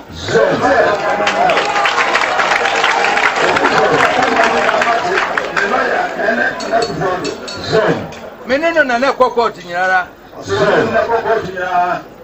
sabe na amanyosem mem sabe na amanyosem na nyamem onyi misika menene na tika mu ayekro ansa na ne amanyosem aba afi apima hankro adiokro mienu ya hyehyɛ sɛ na de amamuo no yɛnsa amfa bibi de constitution mamra yi mfanye adwuma 87.9 afi hankro adiokro mienu sigo na mamuo yi mfansha ya ya abebisa mre sabre na minni ade sabre na matambe ya so edi wafa kofi de na mtua ne pam enti yera opim so emma the historical background of how NPP now MPP started from the Ashanti region. Yes. People, okay, yes, okay. MPP started from the Ashanti region. Absolutely. I mean, very funny. Mameka Asem, hey? Ah, Musa party no kakra. And let me speak to the MPP people. Let me speak to the MPP people. MPP member bia utie me ne. I am talking to you, I'm talking to your conscience. The MPP party started from the Ashanti region. The MPP largely belongs to the people of the Ashanti region. They should have it here. They should have it here. So the MPP party belongs to the people of the Ashanti region. Because aha and a shall see free. NDC belongs to the people of the voter region. I want to shout it free. Akoma FM 87.9 root. Bibia e woni root. Enti empani for no moment na ho. Me say enei sasem si MPP mu a pani bia no a obeka because empani for nya take sides. In fact majority of them oma take sides. Maka say bibia enfonso bia ni ho. Se pani maka omampanyi John Jekunko for 2007 maka kyerɛ say pani be pa na yi n'anim openly oh you very influential some support candidate we but the normal take sides sabio Dr. Mahmoud Bawumia wankopo obi a kyerɛ say obi a openly declare support man Dr. Mahmoud Bawumia anyɛ saa de no ana kodwo chamaten ampo obi a kyerɛ say openly be declare support man so they say Kennedy akompre kwa Japan no nipa also free akuto no nipa papa I free papa eti you see almost say party no and me say the current crop of executives in the party Ashanti region omutimi exempt from that. It was so wrong say opinion no declare support. So they say, you can walk to your friend say, Dr. 87.9 you have my support. But when you say me position kutameno, mean to me, and yes, sir, it will affect the unity of the party. It is a mayor say, Media form mayor Juma from one mount. Okona will be a cocasa. Look, baby, I near Mekon, you who said Dr. Mahmoud Bawumia, a bit me am boy. So they are here. But you say by virtue of my position, no, me my job on 10 cat. So they are here. Inti, co, the way we say, Yenisa. So they are here. San or say, no. T. Senior Dr. Mahmoud Bawumia by an executive in your dinner chino. And I could do Chamatin bar, no sooner dinner. Akoma FM 87.9 Kumasi. Let me, my more. Some of the constituency chairman Nabaso. For instance, meet me out a year Bantama Fifi. Yeah, Chairman Jukad. One of the fantastic chairmen. Menchia North. Yeah. A host of them. Bekwai. Your friend saying Adansia Sukwa. Do you know why I am praising them? We knew, say this chairman no na omedim komo. Usumasi say they are for Bawumia. But Alan Kojo Chamatin, a Komo constituency, no, they were there. Yeah, they spoke. Akoma FM 87.9 Kumasi. Omakasai, did it change? Did it change the dynamics of the elections? Debbie, it is a constituency chairman. With all due respect, it me a play politics ni year. How much more a regional executive? So that's it. No. Kwesi Che is not an executive member. Former executive member. And so he can do it. He can do it. Senchire is not an executive member of the party, so he can do it. But you see, these are Ralph is an executive member of the party. You can't do that. But these are the former executives. Omo a special position. No, but it doesn't really matter. They can do it because the nothing binds them. Morally, nothing binds them. Fine, I know the constitution of the MPP and yet explicit. Say, executive member. 87.9 Kumasi. And yet explicit. But then, morally. And in the spirit of unity or internal party integration, you don't take such decisions. So that especially when you have a crucial election ahead. Look, Makacho said 2024 election. No, I repeat it.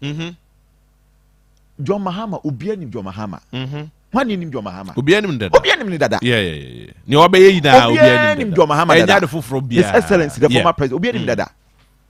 Dr. Mahmoud Bawumia Oba no so Ubianim no. Dada. So they are saying, it's going into this election. Me say 2024 election a history. Obi win be a history. John Mahama win elections now. What it means is that history, for the first time under the current administration, not even under the current dispensation, but since independence, even pray from Gold Coast, Ghana, 87.9. Ghana, so they are saying, President Ubiani who be vice, who be president. Akwasa be the president view. It is John Mahama will make me history. All right.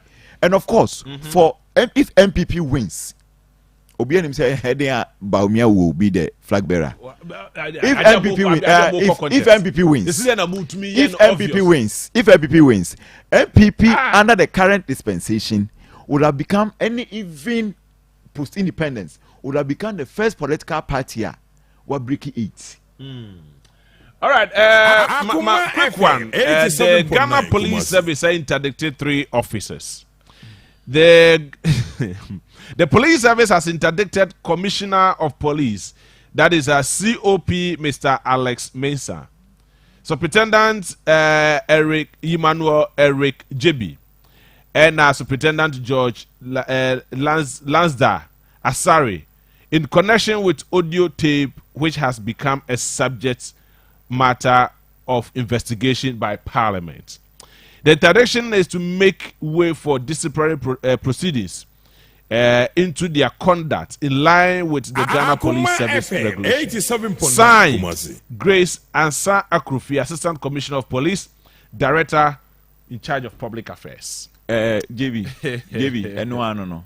Sir. Oh yes. Oh, Unim. I see. Un say maka memse menkan but ye din koma maka tru bebre say. You say Bible say ye won nyema nyina ho kwan ni nya na e dey. Na fata ye. COP Alex Mensah by virtue of ono an nsem obekan wo ye committee na se no. O kire say nipa no ne wo ho na nkasa no mpena sem. Ye tan hunu. Maka kire say wo so we Catholic. You are not more Catholic than the Akoma FM. So also you MPP ni bia na onye MPP ni nchen dampare. Because we all know say eba no such appointment ye hwe ye nye say we friends say competency bia na bia ti sa bia na de hwe. So they ahwe ye hwe say o yi kakra o feeling for the party ni kakra. So they say near the amount dampare buy no will show for me. Or nenso be but so by extension of the general performance. I think say onye bad sir. Enye if you na driver obi send a message say obi dampare if you were I put for your friends on the demonstration. Obi on nenso enema ni bi wo ho within the police service no e bi also eden osesa nyema mu kakra because concerns be bride aba concerns be bri aba and me did say oyi nipa otrase so they say bi o dasumia so sumia bana dwan say no enema ni bia ono ankasa ne nkrofo no e kan ha wo mo e bi ti say promotions so they say and promotions so you financial clearance you can't do it enu ye baako because you need money but almost so to say omo e bi mutimi fra bonte ba na promote omo enti ono say no kra ohwe oyi na omo e se di obre no odi omo wo mu no onhwe no promote omo so they say yema asante sem hu hia truly yema asante sem hu hia ye mo asante sem hu hia o ka so ye sante ni ana onye ebo ni biara ebi ye bi adan na mo de mo fere sem be ye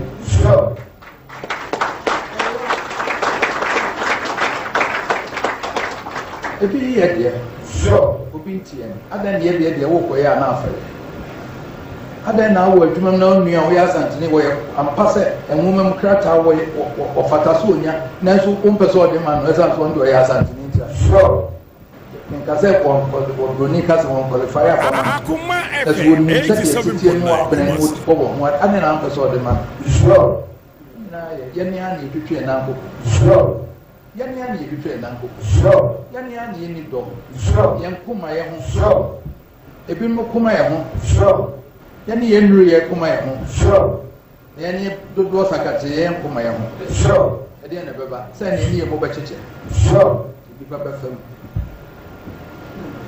ti o ene se ya ke ho apom ye se adwira santuma ho dia mo ye kuya ho ye man le this year boy ho ni ye man ye ya Akoma FM 87.9 Kumasi bien we betimi ama se pasa wo bebibi ni entimi ho. Yeah, first that kese fama Kovi Ashanti Marathon. Get ready, Ashanti region.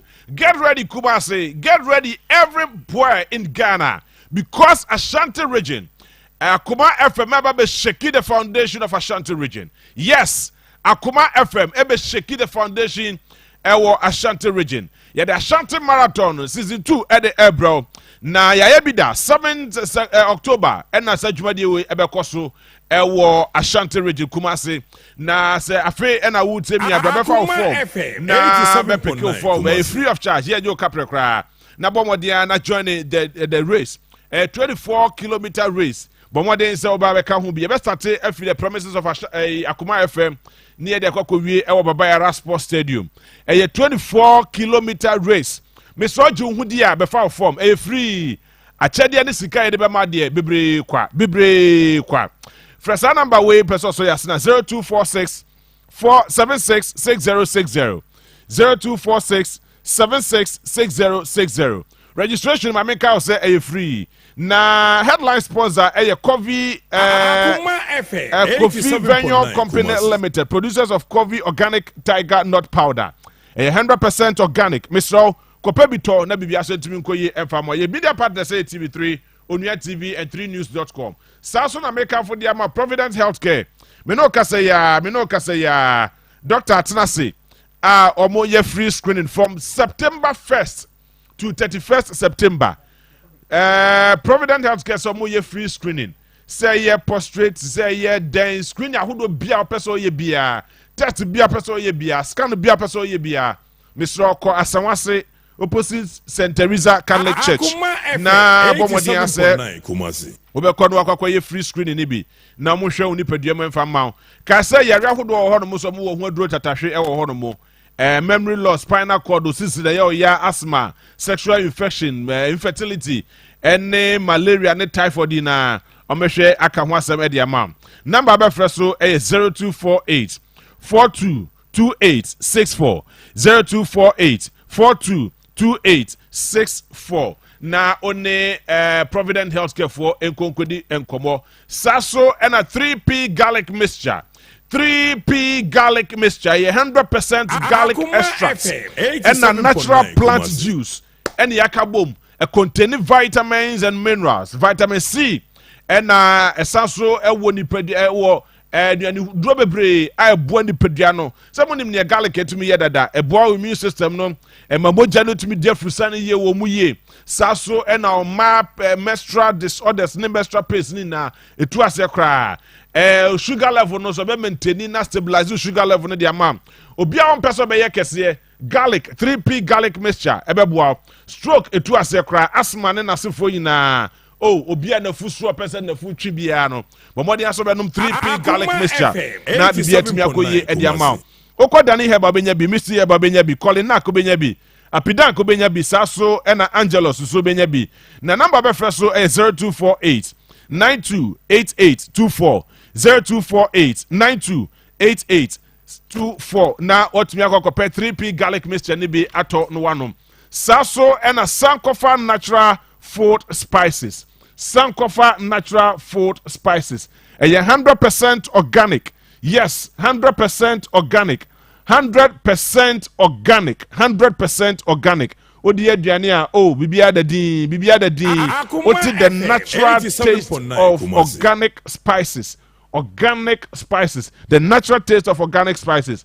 Ni opeso di ye bia ye woni na bi wo ho ye wo friend is saying aduane bia person de ye bia ye benya ni na bi spices ni na bi e de amount Mr. Opedodo atu person de ye jollof stew aponche nkwan ne stew ahodo chicken beef ne just bibia na ope bia benya bi wo ho no mo for 0555 603143 0555 603143 remember say kai say wapomude hu hia pa nti say utusu a omode aso betusu sankofa natural spices na empower semen kan cho say our blocks ni na bi e wona so ye blocks ni na bi pavement block the road cave road tiles and na sefo ina oni na bi hollow block 6 inches 5 inches na sefo in fact asaso on chance dan a obe de be board down so nso beto mframa betu chese bibia besi bia butentim netima netim enya ade be pa enya ade be nyunu enya ade be yehwe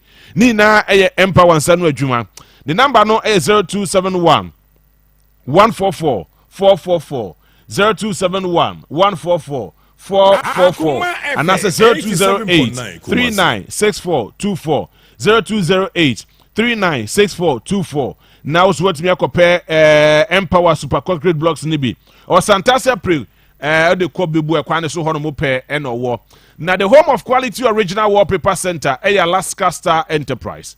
Alaska Star Enterprise. Alaska Star Enterprise. Wako Germany, wako Sweden, wako Spain. Wako miamia hudo bebre akwakofa wallpaper aba. Wakofa epoxy chemicals aba. Wakofa waterproof chemicals aba. Wakofa strip light, TV strip light aba. Wakofa blunt curtains aba. Wakofa original curtains aba. Wakofa nyama bebre aba. Mr. Obomodi aso be Alaska Star Enterprise Dum.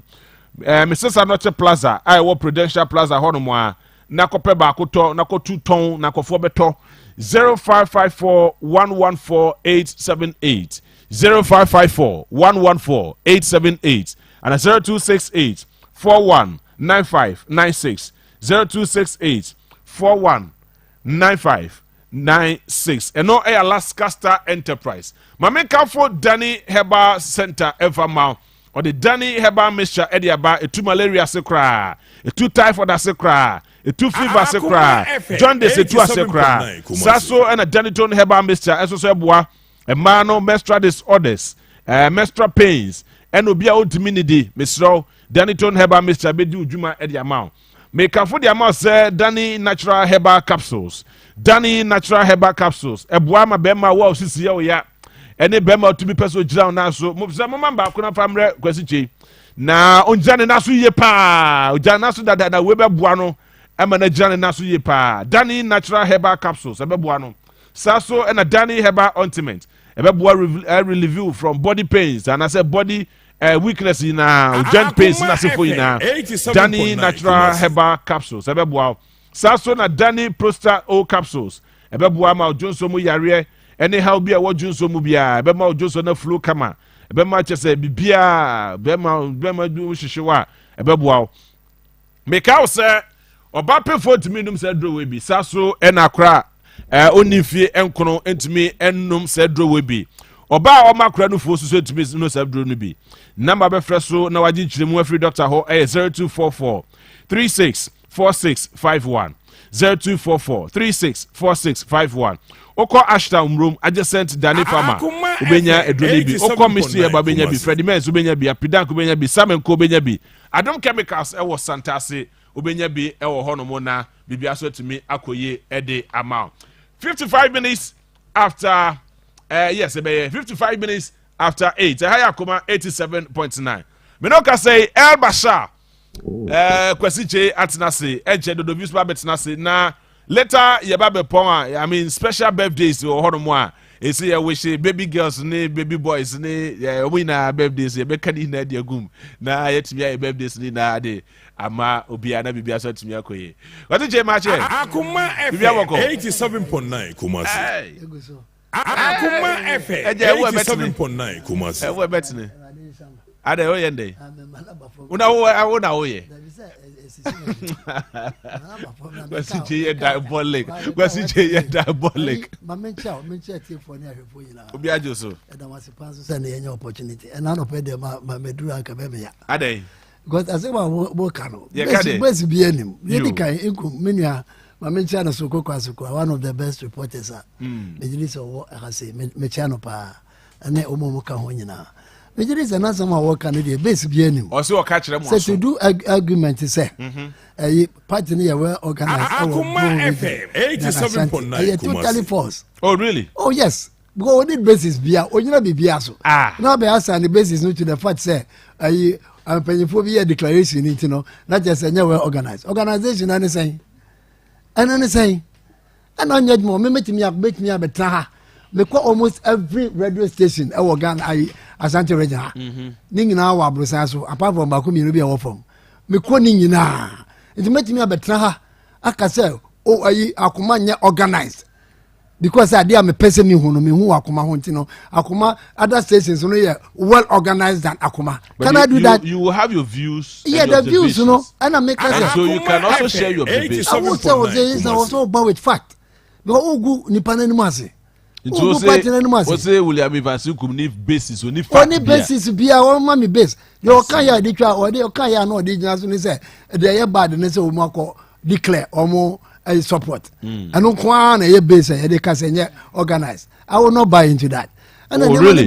Yes, one from election headquarters. Is that not true? Yes, we are the election headquarters. Yes, we are the election. You are the. Thank you for using that. What do you want to? Abana ya tu ya no. Region biana mo ho.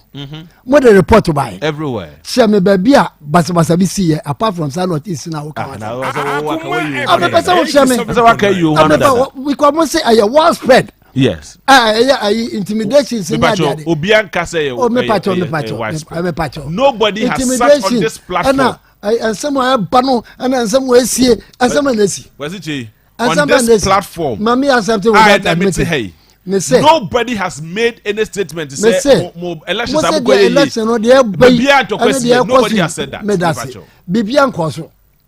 Bibi boni bia ye beka say ni ba na wo David wo ni view e bia na okay onu an no de be betra no ka sisi ase o be ka sisi a say mu hurahura nkofo o me ba enwuna de say obi an ni degree of enwuna me enwuna 87.9 because abaye kwatu ya no say etimi kwato e ama yetimi declare results e wo every regional ye to aba e ma results buy ama mo ankasa news fo ya mo radio fo yi na mo gina ho wo ba center regional wa woni nyawe no maka wo ba center regional mo ye we nyina mo reporters why na ye report bi se bi a central region and to ko bi esi ho central region to ko bi esi ho central region me na me take konwa mo ha central region reporter ne say mo party nkofo Emma order from above.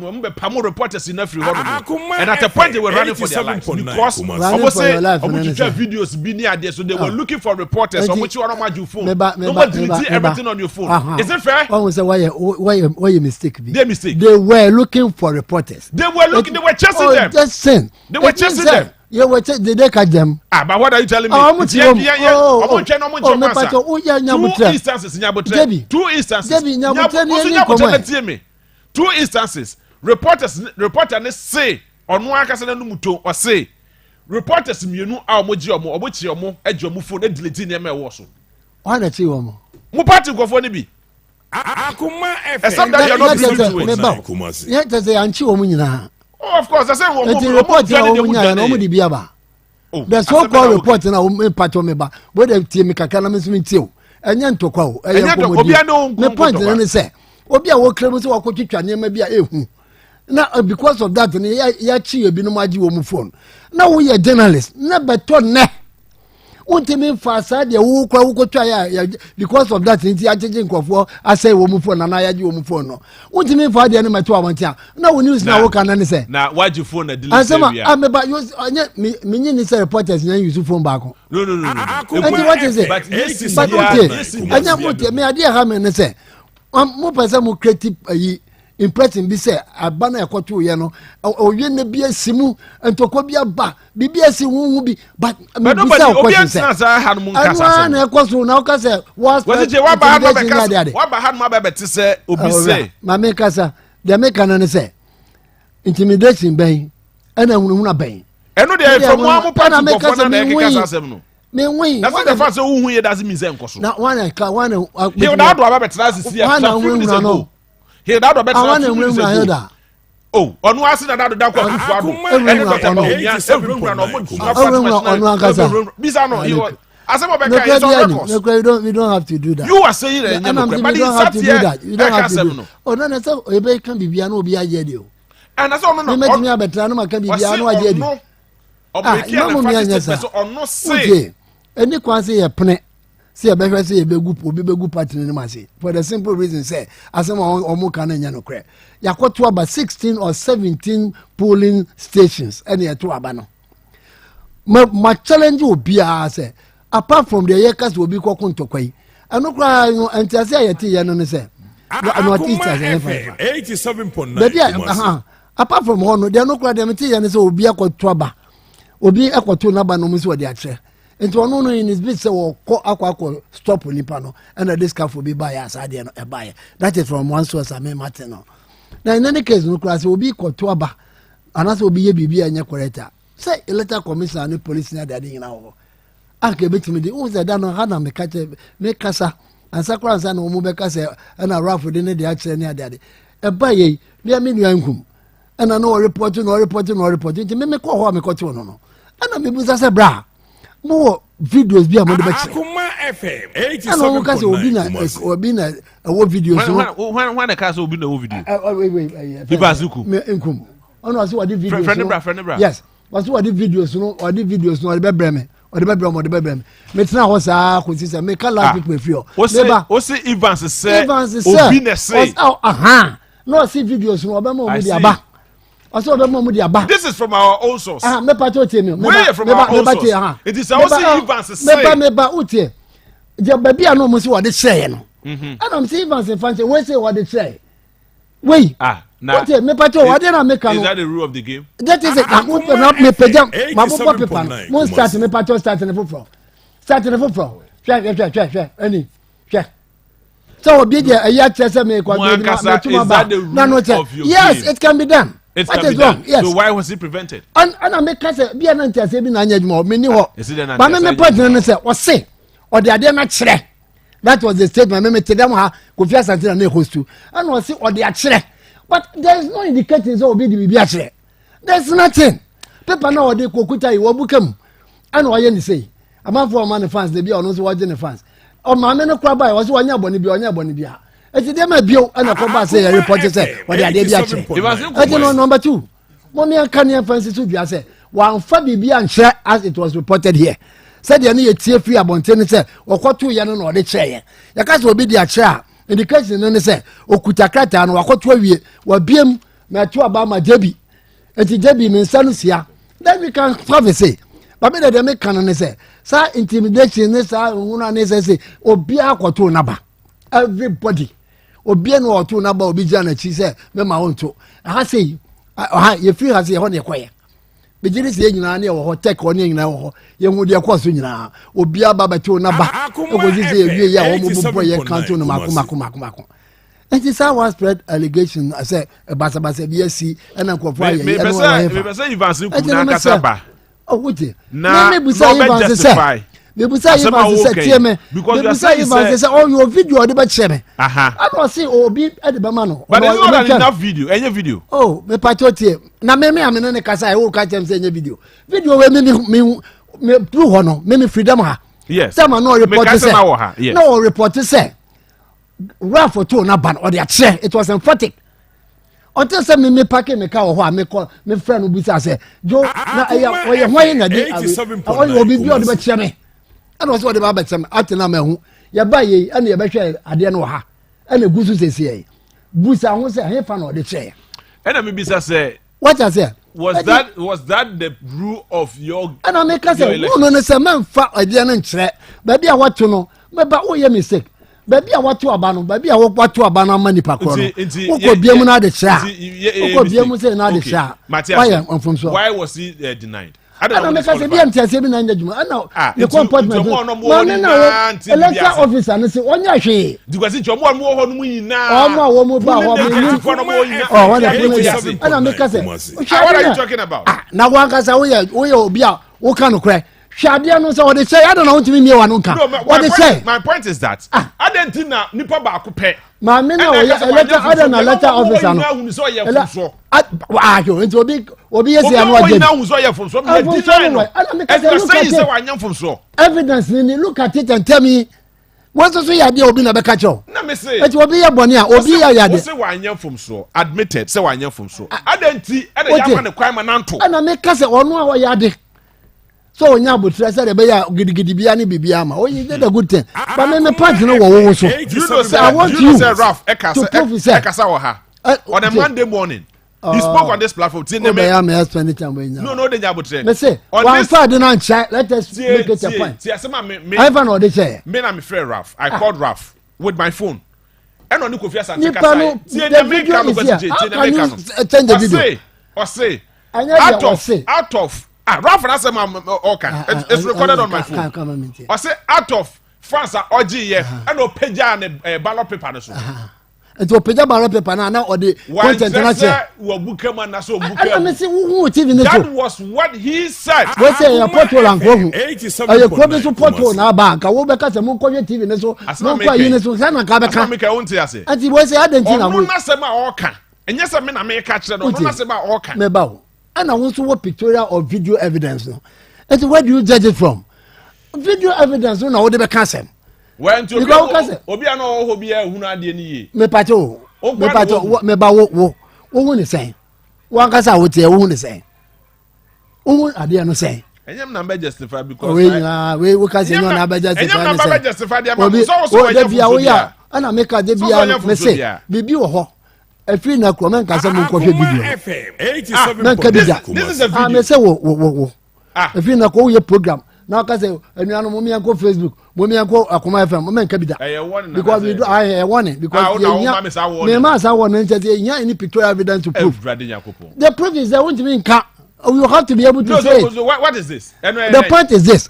obi se what they are na che also say what they are tra adenti na won't mean ka no kra na nche say asema nkofo ne ka no kra no mo bua be a simple question won't mean ya no me say adenti na ye dina no say mama ne ntoaba ana me ka to say shade no misunderstanding nti obi o ho no mu bia ehunu say no ade arafo ye the letter ne nya no say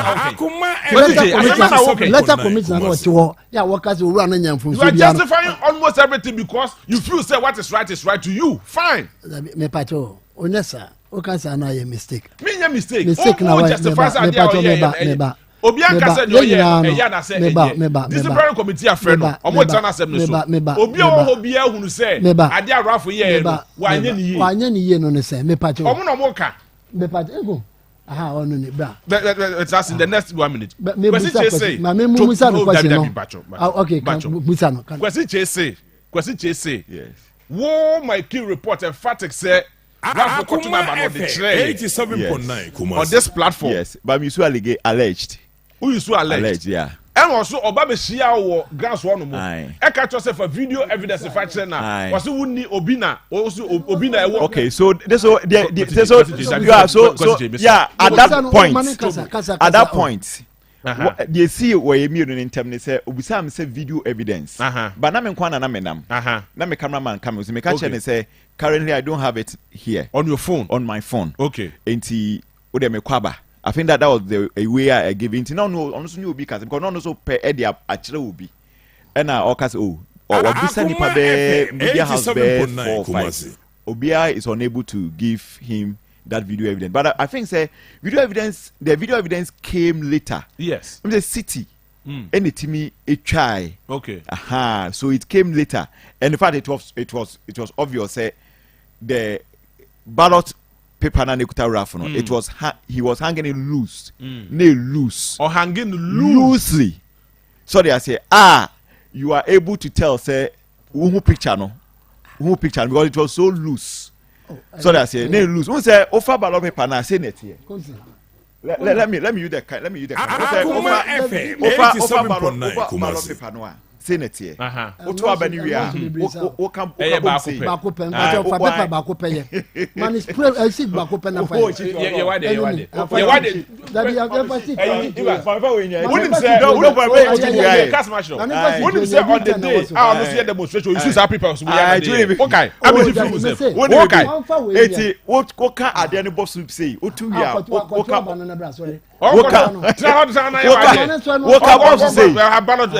ka boss say who we are why ni say now you say yes now they what drop no yes Ralph 2 year Akoma FM 87.9 Kumasi eno ye ni say eti we ni say in fact you say eti oye ni say no aha kakra no oh wa so ba dia na go bi aha kakra no expose here but the video is there and sana eti ho na ma omo ben no eti asa na obeye we say ni say eti oni bi eti enima mienu unim let's give Ralph the benefit of the doubt you can't already answer we be oh no he spoke on this platform ebeti aba say na nya deliberate on a Monday morning he spoke on this platform ebeti aba say na nya deliberate So they say yes. A bet me abasine absolutely. So who's that? Bro, yes, so who's that identity? So baby ordinary. Who's that identity? Who's that? 81. Who's that? It was for the view. I don't know yet. It was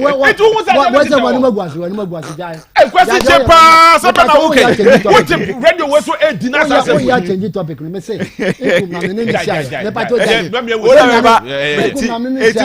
The question is, for evidence, mommy. That is the point. It could be say rap there. Two things. It's not me report allege. Akoma FM 87.9 because we are emphatic say a deliberate. What then will happen is that a kobase omo a investigation omo to prove say it wasn't deliberate name a nifaswa na wa nipa no it means you allege but it doesn't also change the fact say baby a rough drew on any pedigree in politics and experience in politics and the fact say would you name and look as rough Ejumano Rough Ejumano meba rough Ejumano no enye se mahama enye right rough Ejumano say rough as youth organizer of the party no rough as regional youth organizer of the party no test commune national say even say enough of this we are not discussing this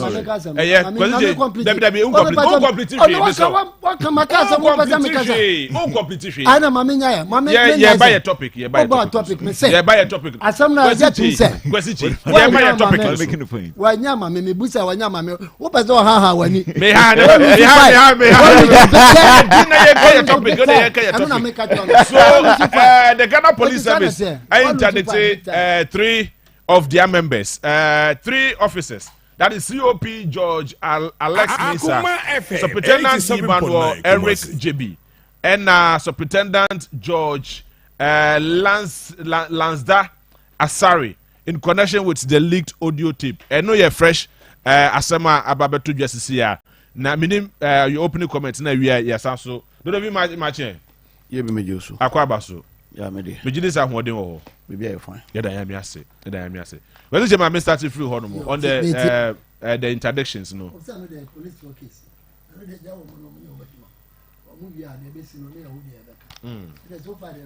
Police assembly at the end there. Member who do my bread, or moon can come on 7 9 but me quite frankly, me the name Akoma FM 87.9 Kumasi committee being a issue. And a parliament issue. There are a lot of things that parliament beat me here. Now security issue. What's that for any public TV show? And I wait to away and on Pemasem and on some basa. If you understand, I'm so as you are interdicting copy. I think that they must do the right thing. No money be is not good for a security, no. What I say? So we have a trap parliament and after the TV so near that. The judgment be parliament, you ain't going to beat me. The baby be paying. I think no one be made a personally and mental but be that is me, no. The mechanic and say, you never train follow the kingdom. You need to form the tea. So is it fair 87.9 Kumasi? Oh, fairness, they are not meditating. No, quite there. Then for Massamon Cockra, a woman casa a Juma Womuya, Omo Pesa, a friend in-house a Juma or more air. Until immediately say a big jam homo. Now, Inspector General and call for my Juma on Afe committee, no so the Ombeso Muhon, so almost as Omo the Ombeso. I don't know Ombeso Muhua. I think that. Yenya woman now of Moshe. Mete Baku Krana, a year attaching cassette, where fair IGP and also so they be a David. I don't think that should be the way. What I say, Omo and your money be home back. Akoma FM 87.9 Kumasi. I say, 10 person was through. 10 person from where? From the police for no where your friend is saying, Omo, my evidence in the daddy. Now will be back at your own person where we are over transfer loose. Who got the Jamaba to trade him. What I say, and you know, me did say. Omo nyina no ese 10% no odi okodi kan police officer odi kan o ka say na IGP you say na IGP where's near there. I don't think that should have been the way it should go at all. Me very sad that day that walk kasa in front of the cameras near there. Na me ya pa because nyina no say ade no say tebia no commandant na Akoma FM 87.9 Kumasi. And also so na ehwe say be organize nema. And also so we are part of the mpanyinfo pa mo police mo. And the avenue bia no ananka o run with me the security dress rather than to come and then be saying all these things. We almost say a clear say be say nipa no bia wotano. On penasem. Already so once work out was say now person obey IGP. Which means that bibi wo ho a wan ka say how bia wanya ade no kwa bia na eya obi bom. Enti ya makwan na obetena se na ono so keka nsem we nyina na oba kun so aba na ode bibi abeto so na afi ko wi ase na wase afre IGP so Akoma FM 87.9 Kumasi. Man o IGP onye akora bi sa o.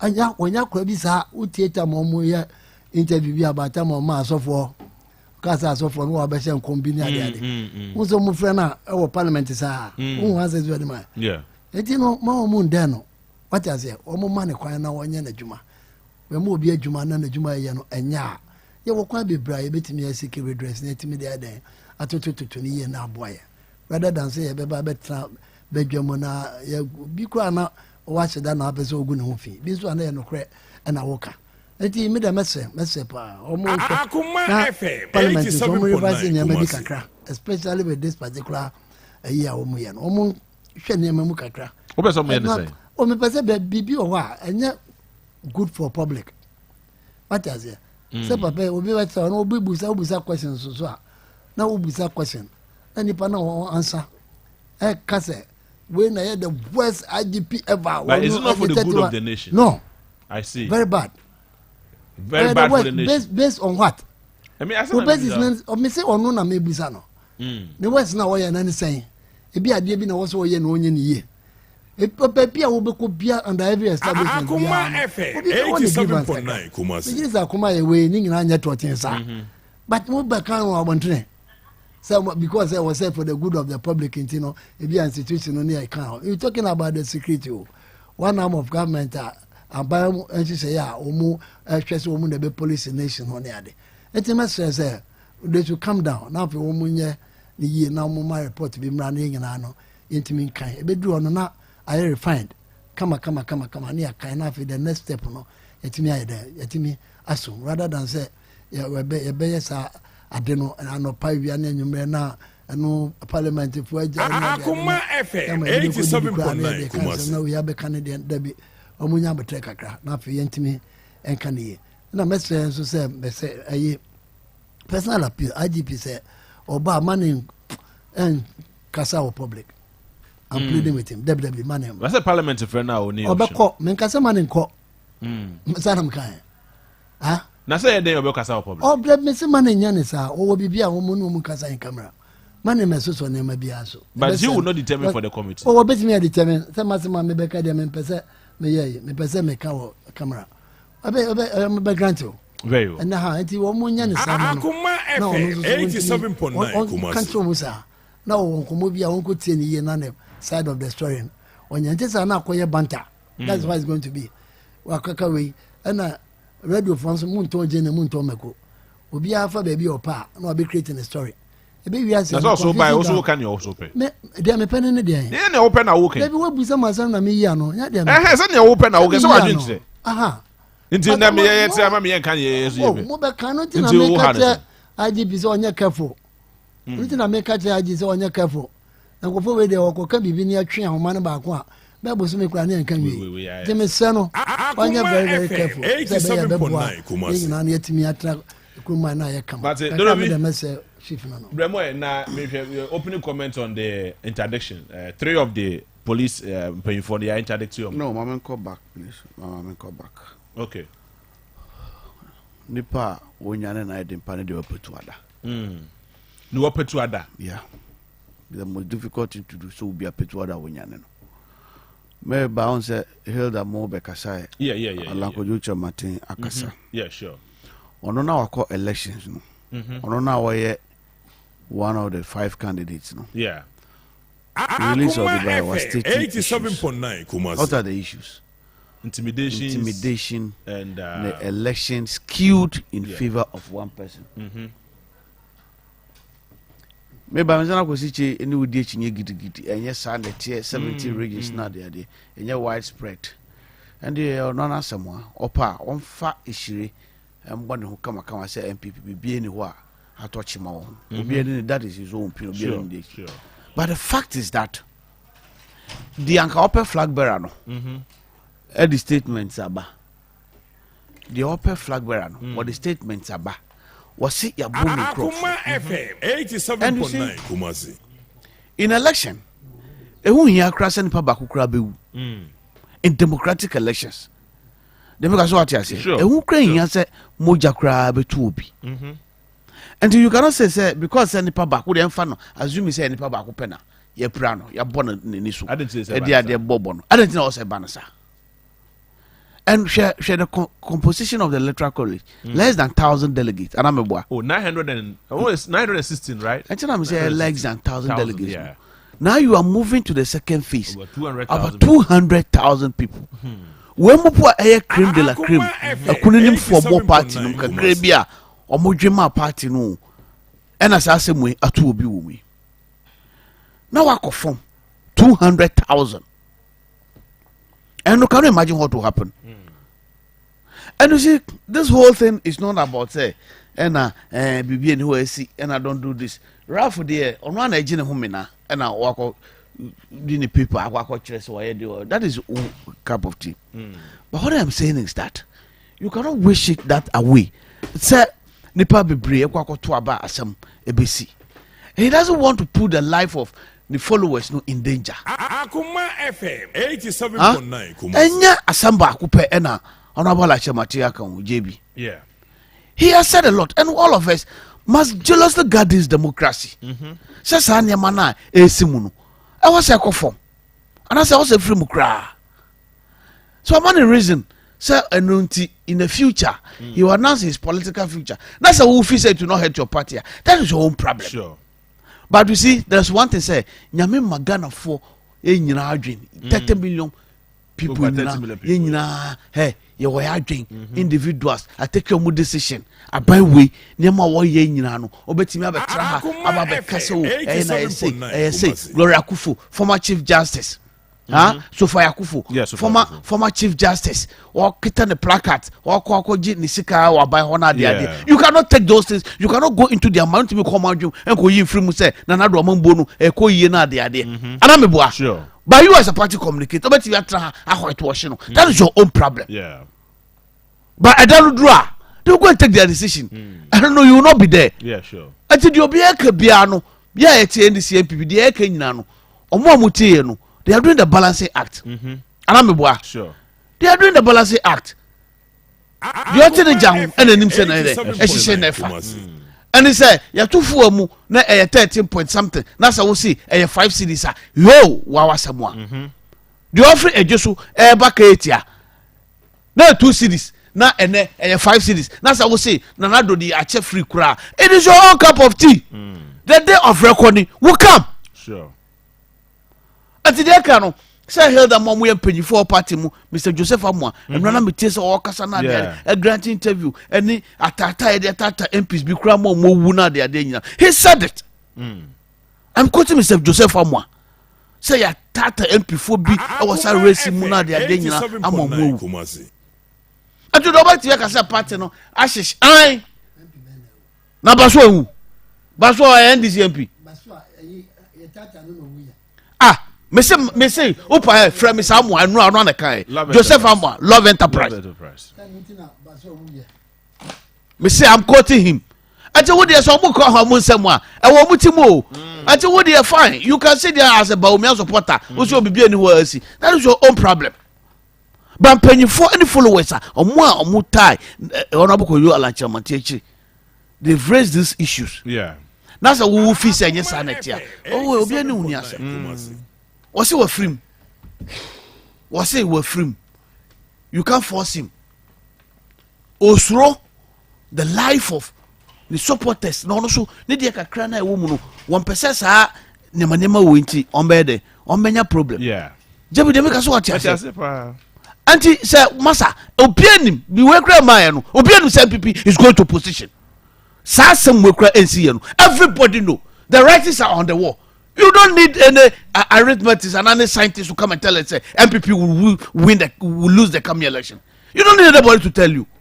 Why should you money the amount for any complaints in your mind? You could quickly say. And the book akrada sikano akodi muhono and amuhuno sa. So be it. The ordinary person on the street knows what is going on. They form their own opinion. Omo mi omano and omucho mu baby. And omuku se de e sho mutim. Senya me ya dom no de ewura next year na say about to dura. No ma go cho madwen. Omucho madwen we are dispute that one too. So be it. Go and dispute it. So much cho madwen we are. And also no kono ka de woka. Until the writings and the signs are on the wall. So who is such a person like Upa for any political actor in this republic, for any political scientist, and ask him the implication of Alancha Mate at the year or ye. Ask anybody what would be the effect on the MPP. Because you can sit down and say, so we're not the Bibia Kama. But I say, one could you.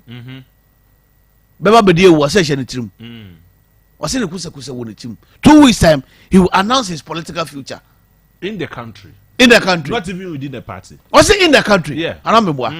Actually, one would defend fine. It is your sole duty. Some more people in government, you can say all that you want, whitewash it. But the fact is that Okoji no mamida D5 who banu afa kejeti anu to paint yebesi fie why na do se siaro. That is where it has gotten to. And you cannot deny this. Upa whitewash it. Kofa a powder, a ball when you say, be bien you yate. Yemra IGP says oh, now IGP says somewhere there. I am politica. Anamibwa. I am politica. Alex Mansa. Waka. So DMP or Bekwai.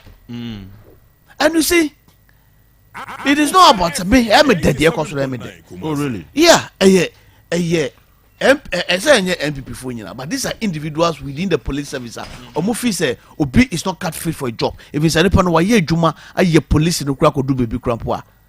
Who here say internal coup be non person must stage IGP. What is the reason? The reason is that Wakwa said enough. He's been fair and firm. What says Alex Mensa winning back? JB Nana. Lebi Alex Asari we any mensa no. One say I was West Wagwa 70 no. Na baako director of operations. Oh, I see. At the regional level. Yes. Yes. And baako so commander. E wa was West Wagwa. And o orchestrate ade we a. Baby omode tuntum ye case study say na tuntum we omuntu omo hye Max na the eye. Say was West Wagwa na omoko bubo bonkrofoto ye parliamentary candidate nyomoko boni fie etuo na de ade. Omo ye commission of inquiry e ba ye see azugu mu na de ade nya. Omo panyi enteki decision on them. Why ye den? O whitewash omo. Ati bi anyame gwanwa because azuguma se me ba committee na wa omampanyu set it up and na recommendation omampanyu this wa you think so akwakocha baby akwakoye sa internal coup not at all akomesro baba white wa akofa mobile phone for nyina ba national security for sansa munya momomutu ebo bonkrofo na de adenya and there is more to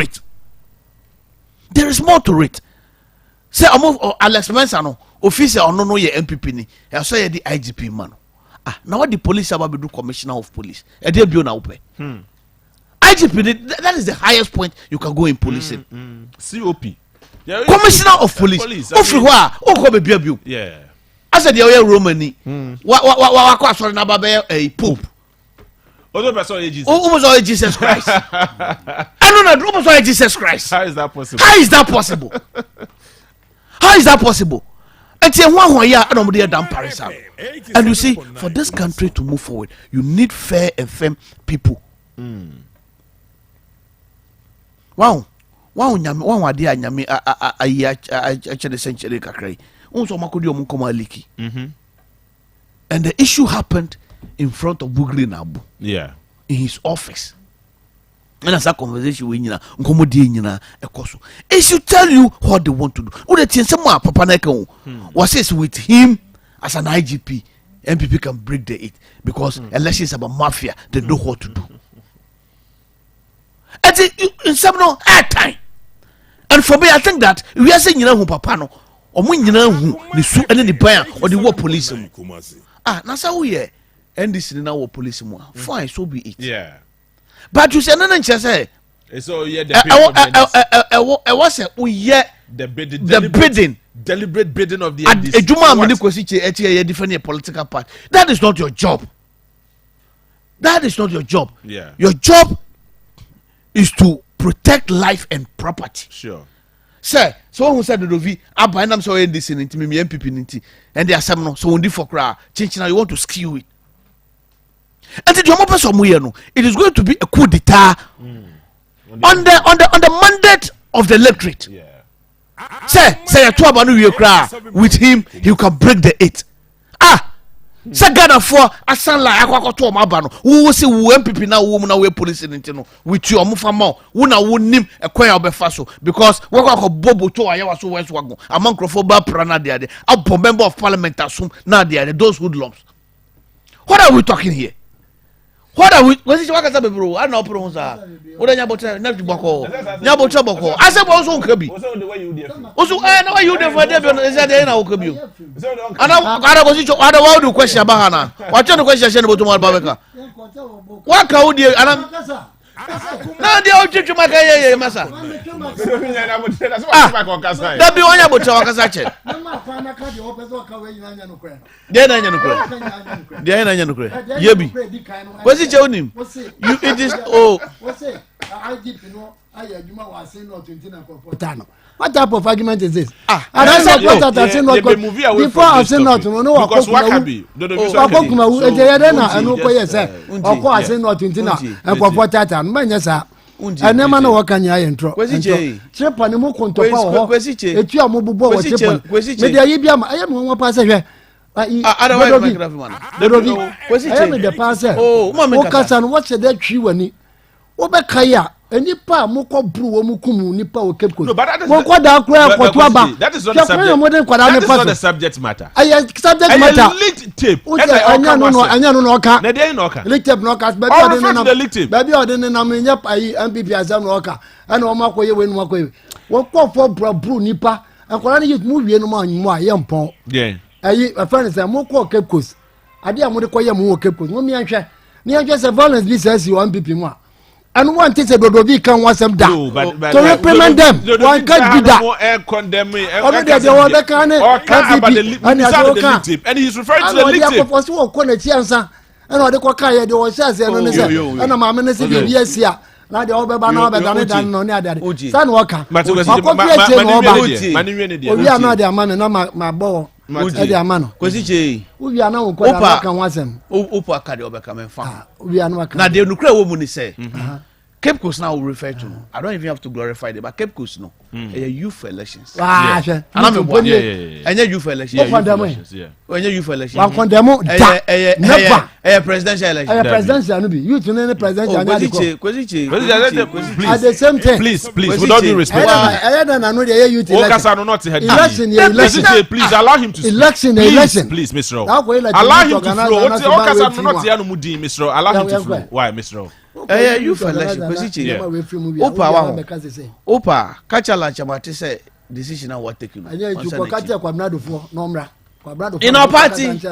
In our party, NDC. Was it Mr. In NDC. Yes, take you to the discussion. But that is what I'm sticking to. Yes, but I mean, he's dragging foreign material. Please, was it he's dragging foreign material. Mr. With all due respect, Mr. Please, Mr. Oh, Bama, Mr. Bama, yeah, was it Bama? Yeah, Kasem and they are listening. Opa,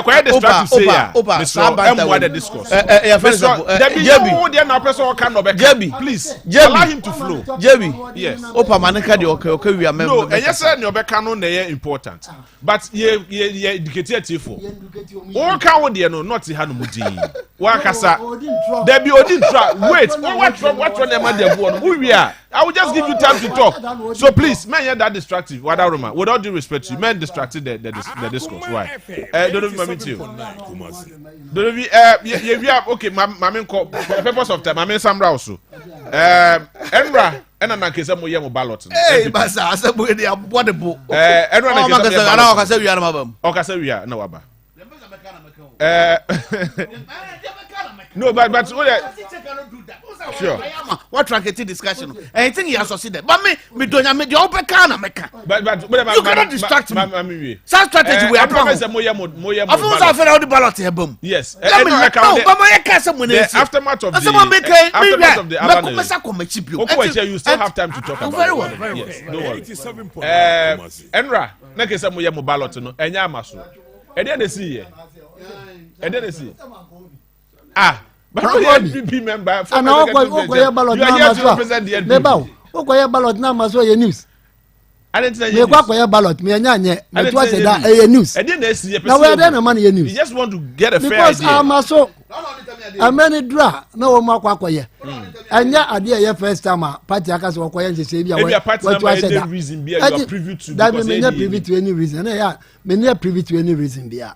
Omo tell say amaso enti no me gidi say me nyanti bibi asa the name said they can do time on bekwa koye ballot na on bekwa koye anya de foforo de foforo no say free say be wi ase a meeting bia was okoya de no was otimi wi ansa no aso yakọ. No, somebody is that the argument laid down procedures and they are too horrible proud to November 4th enti mu lay down procedures eno na ye yina ye follow bi and from now ba ye ballot amaso and na me be say any special reason from your end and also my body na onya bone and you had I am one say you one na ye me one say you na go ballot wan ko you na detail what is news anya news you na detail what is we yo what do say ballot na be baso no matter how long e be take e be baso me nya date no e be baso okay and the baso so free now akwa November 4th no akwa bebre wom ayekwa ballot no next week kura na akwa wom say wom a yakle wom a omukọ wom anim no enim say apart from Abraham Chamatian we free mo no aka nipa 9 the processes are going on what I say and me gidi say no there e betimi akase obi a betimi akoso aye na ade ballot no ade ebeka na woche kura e betimi aye ballot no ebeka boso me e betimi aye na o makọ print no obi a de aka na campaign wonu akwakoye enti nya dia megidi se eye problem bia nje menye ni se no dia eye news kra and this for ya no mo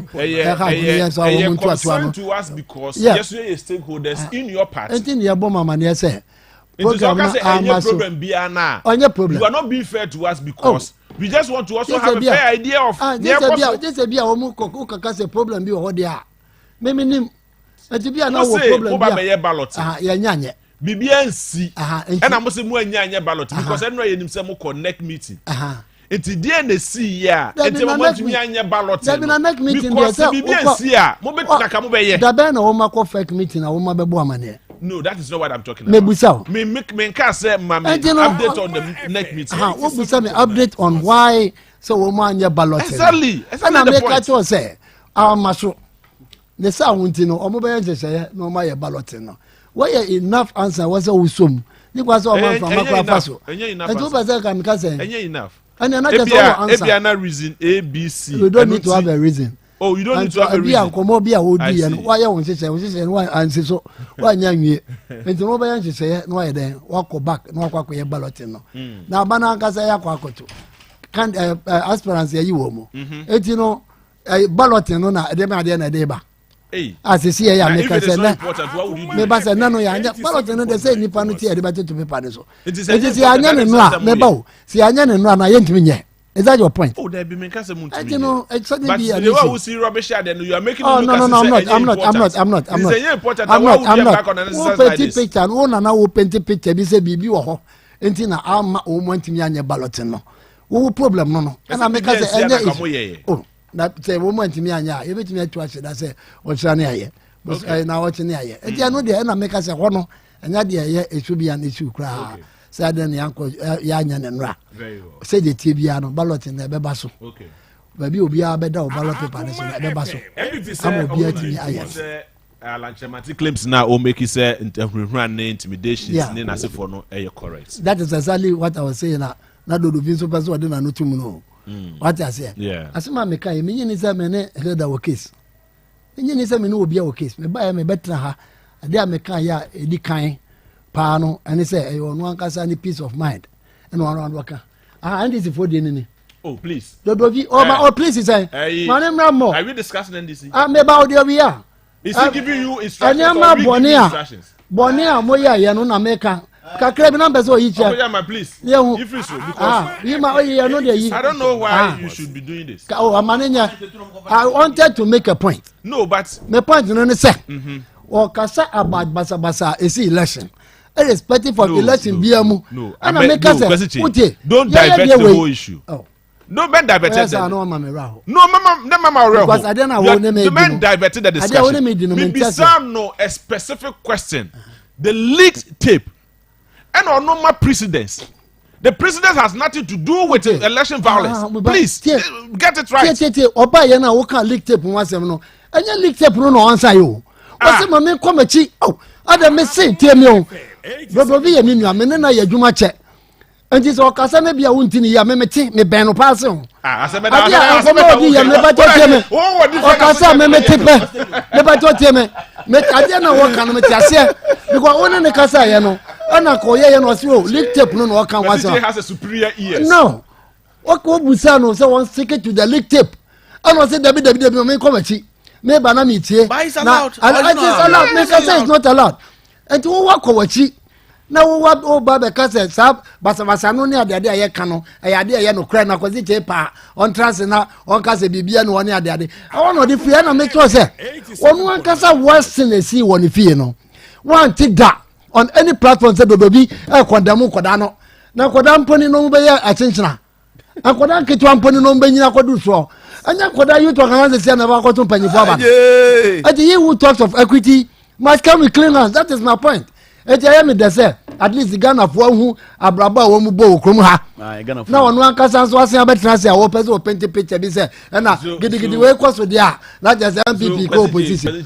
Let me tell him what has it got to do with it? Has everything to do with the yes. It has everything to do with equalization. He was saying any equalization. Why you be me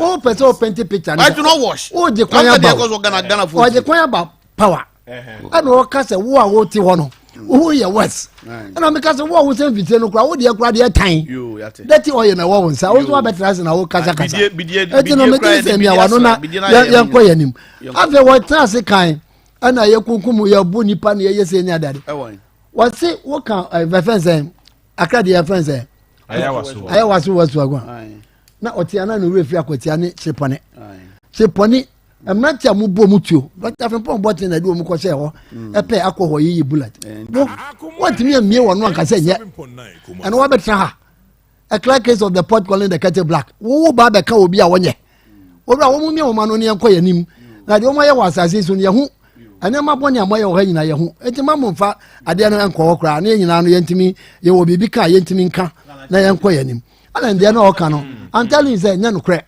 wo say nya no kre what spread me pato wo ayina wo the press release na I copy and this mo dia na say the honorable kind me pato ready content no the first second paragraph no just make your point once I go through why ade no aye kan no say was spread and me bisa say mo na mo ye election headquarters you are election headquarters so be bia na mo ho enti mo ma ye widespread now up to now mo ntimi ma ye. We have not been able to show us all the widespread allegations of say brutalities in it. This is not something the media said. Oh man, it is something your flag bearer, your aspirant, so why do I have to justify that to you? Minister me justify. Me ona was so justify because we no ko. Obi na making the allegation. Me na can say me justify ma. What be that? Jebi. What be that? Jebi me pato tieme. Like Jebi na ko can say. Me say so me na justify ma. What be that? Me pato tieme. Mr. Laja Machena. Anya justification. No, but no say me ma examples. No say me ma way. Edu tambia mo me anhwa de no ne anka ne ye. Akwazi chese a friend say do bia pa na ni so. Aha. Wo habi. Aha. Uti dem ha enti wontimi nya akokoduro enti nka se ayi dodovia sem wo ka obo a na se kwasi tia dodovidi we ete so no obo a can't you do that? Two different. They are not two different. That is about an election. yeah election no meba every ayibia police center bia na mo ho it is a bibi kwaso na a typical example one of north east of course example na tias north east ana o say aye was pre adenti na wo pese o read ade no man no but yemi na me ba interpret interpretation I am not the one to do that. I am not saying say ye bibi me say Alan Chemantin in his own wisdom wrote it down. Question ba na obusa me o say Alan Chemantin asem o kai yes. me hu ne say ana me answer wan so no so ma me kwai no but one person o kire me na me nko me kan enfa ma say this me na me ma evidence say me pa to o make a statement o question na obusa me e direct question na obusa me yes o say obusa me direct question say Alan Chemantin say na ye no kre and I'm say Debbie Debbie na enye so you go with yourself the American no say or make a statement mu na obusa question free with the statement no you know one by one that ye who say oh please I want to read the first paragraph no cry that's why you have already read it so we're working and you ain't in your wow it's about the people on one want wow not as I say o person o break it and down na break it oh I say I find say what the cost so kakra bia other catch you say was spread there ben near that I want to me na nya say anya correct so you can what I say anya no correct anya na that say what the ko true who do I say the kakra ko what the certificate first second no cry what I say me see with the first second paragraph now what you talk about I don't know what kind of na yo people for bia after having carefully analyzed the results of the said election, it is absolutely clear to me from events leading to, during and after the elections that special delegate conference was strategically and tactically skewed in favor of one particular aspirant.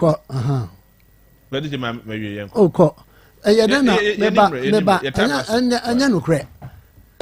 So ban ya kwatu ya skill in favor of one person. Ye nyina ya kofa form. Ya fa form ye nyina ya kokọ ye campaign. Ba bi ye ko bi ya koya djuma. Emre na du. Ye nyina ya kwatu asese ya kwatu aba.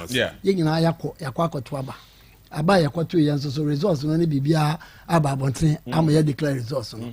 It is skill no na me hu ba bi ade ni free. Okay. Eba ye na ka bi anipa ba ko pe na kwatu aba no koye no say oh me dey say na me pa. Na ye hu Nemo no aye nipa dodo 916 916 akoto aba throughout the country baby aye to aba no me hu one place bi aye kase ya we asuma sentime mount baby aye koto yi baby aye bobo no mako region by region enti no skill no ewan fa enti message mu me nyina no yenye ho abotra ne enti ase bibia no me would say no I say campus was so enti no you don't have to oh me tell say anaze say what we beka we e bia ne say no pay me tibi ti message say yemra from na enti ase bibia no ye no kreda so obi ko skill bibi in favor of obi akoto na ba ni bi eto so mienu no so no asa ayi etu say entokwa bi ni bia so ba say because so ba bia na ade no e ka say one spreader me jini say ka kwata kra yet to 17 friends centers at least nke betimi anya be 10 and as yem for no say be 6 half but not like that idea you see friends not east for and I see asemwesi na no asem no ko see it make the frap party ni na say party no the akeka ko say abasa na fa bi no e pese e hwe bia ye ka party na asem and I would Alan say okay say we dey obeba out in coming days no e dey na year aba and we abapen so back I think 2007 the same thing okay the same thing so obeba about it and you train all right oba kama na nyina no ya akoso ni aye do me mean you adwuma na edin e makwesichi adwuma na dia ye ne say wesichi no one can say adwuma na distracted mpacho obisro na wakoka say wakoka ye de now the way yamodi wuti na obo mi din na no you to see enyim free so no me JB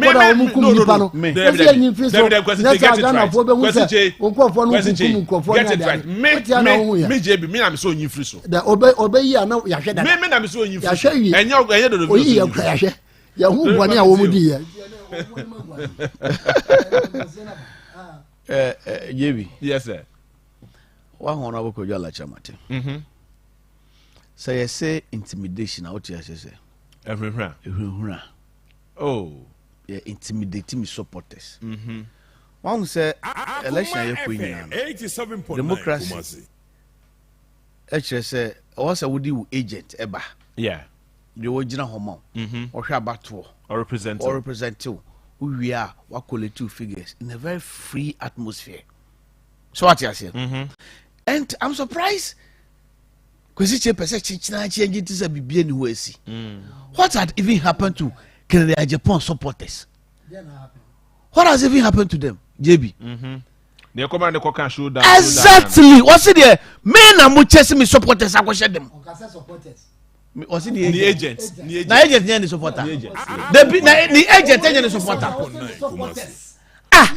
But his agent not his supporters. Yes, I mean agent. But these are matters. These are matters of semantics. Very well.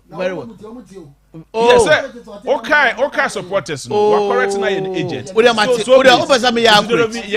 by extension, make sure I say, Obi agent be any supporter. I mean, yeah. These are just semantics.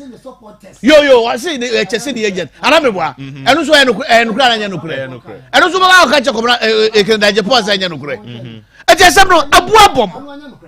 Yo, would be behind no cre. Would be behind no cre. What's the MPP crano? Your form was royal from Assassin. I tell them we are pro. I would be behind. They can we also way. Yo, Matthias, you not can yo. Until I tell you can't throw me boy. I like you can't throw. And then it's supporters. So what other say? What they can say? What they can say? So what you say? Also the supporters. Yeah, intimidating. So what you say? What's he intimidate you?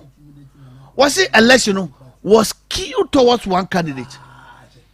Yes. I mean, there be election. Okay, I say enough by election. Okay, I say scenario be you. I know if sure. Honorable election, but just stage a wakasa or modi vice president ba umia a fund the penumu. Yeah, enough. Yeah. Last rally no. Yes. They complain bitterly. Is that fair? What was the motive behind all these things? Ati the man mumwa ye papa na babedu sambre we a what throw interwo no. What throw interwo no. Waka sansam we. Ne support hwe. Much video. Ya boabe asamwa. Ejanechi anamewa.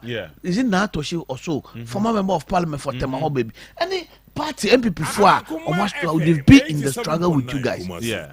And they didn't Global no money the likes. Yeah. And today, sorry, Carlos Ahinkra. And MPP released somebody, but most of Musaka honorable lunch letter. But how they stated was that it is regrettable. And I'm yeah, sure. I say it is regret. That's how we are happy. We are found until they sit to your corner and discuss your issue. Party no more say. Rollins are 7 America. Rollins are 7 America. Please allow him. Okas are not here. No say please allow him to flow. So there be just 2 minutes. Wow.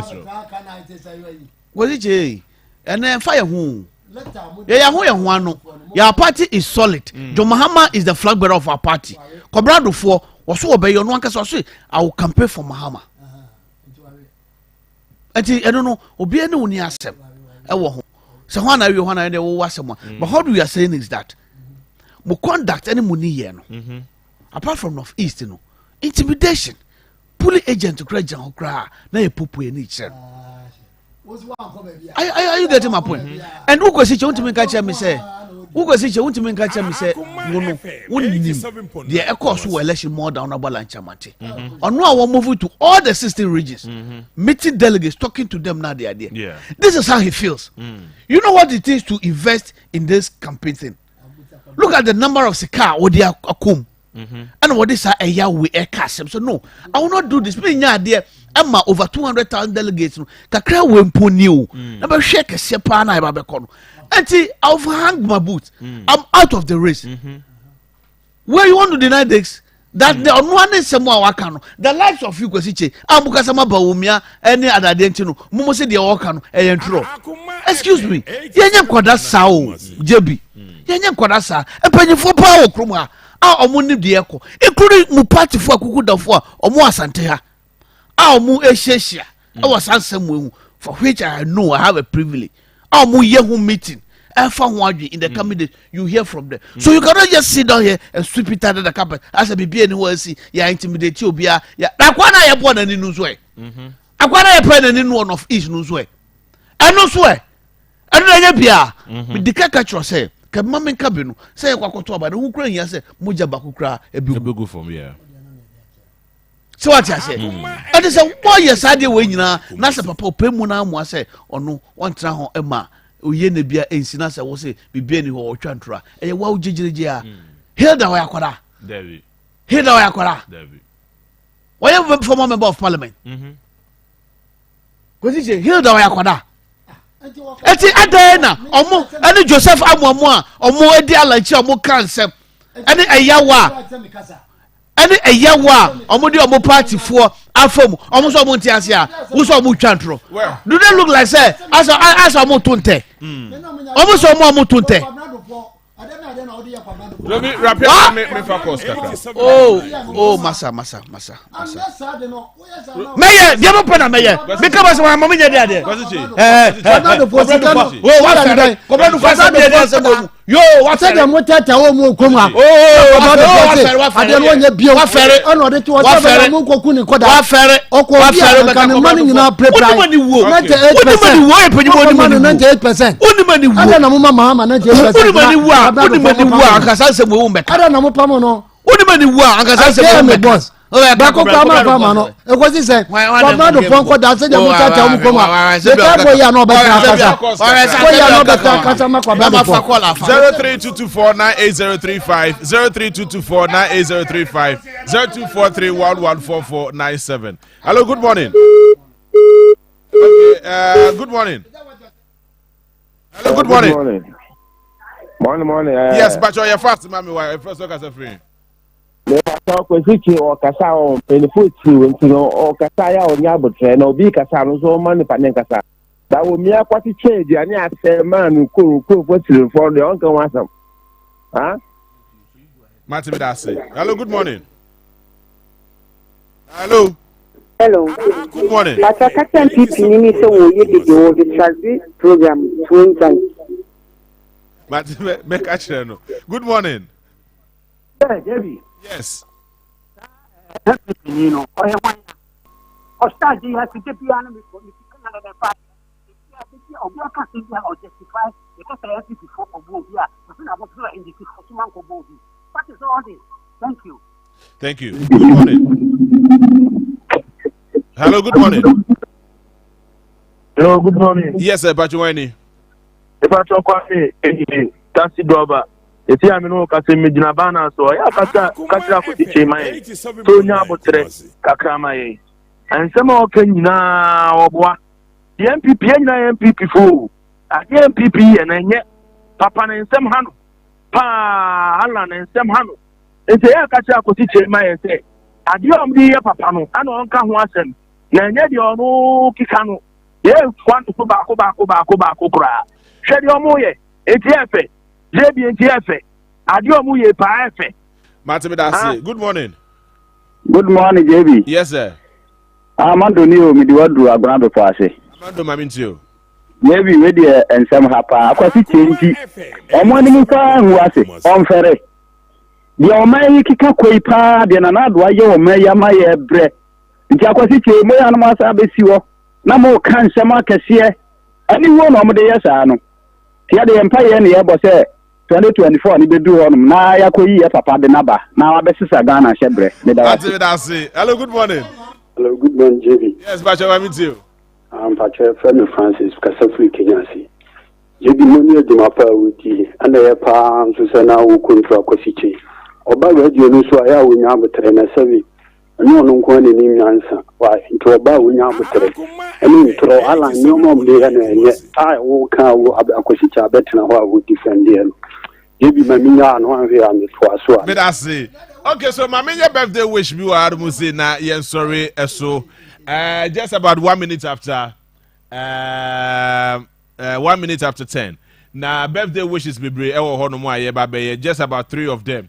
Bakon Rotarian Francis Tete Ewua empower. Oh yeah, the past president the Rotarian Club.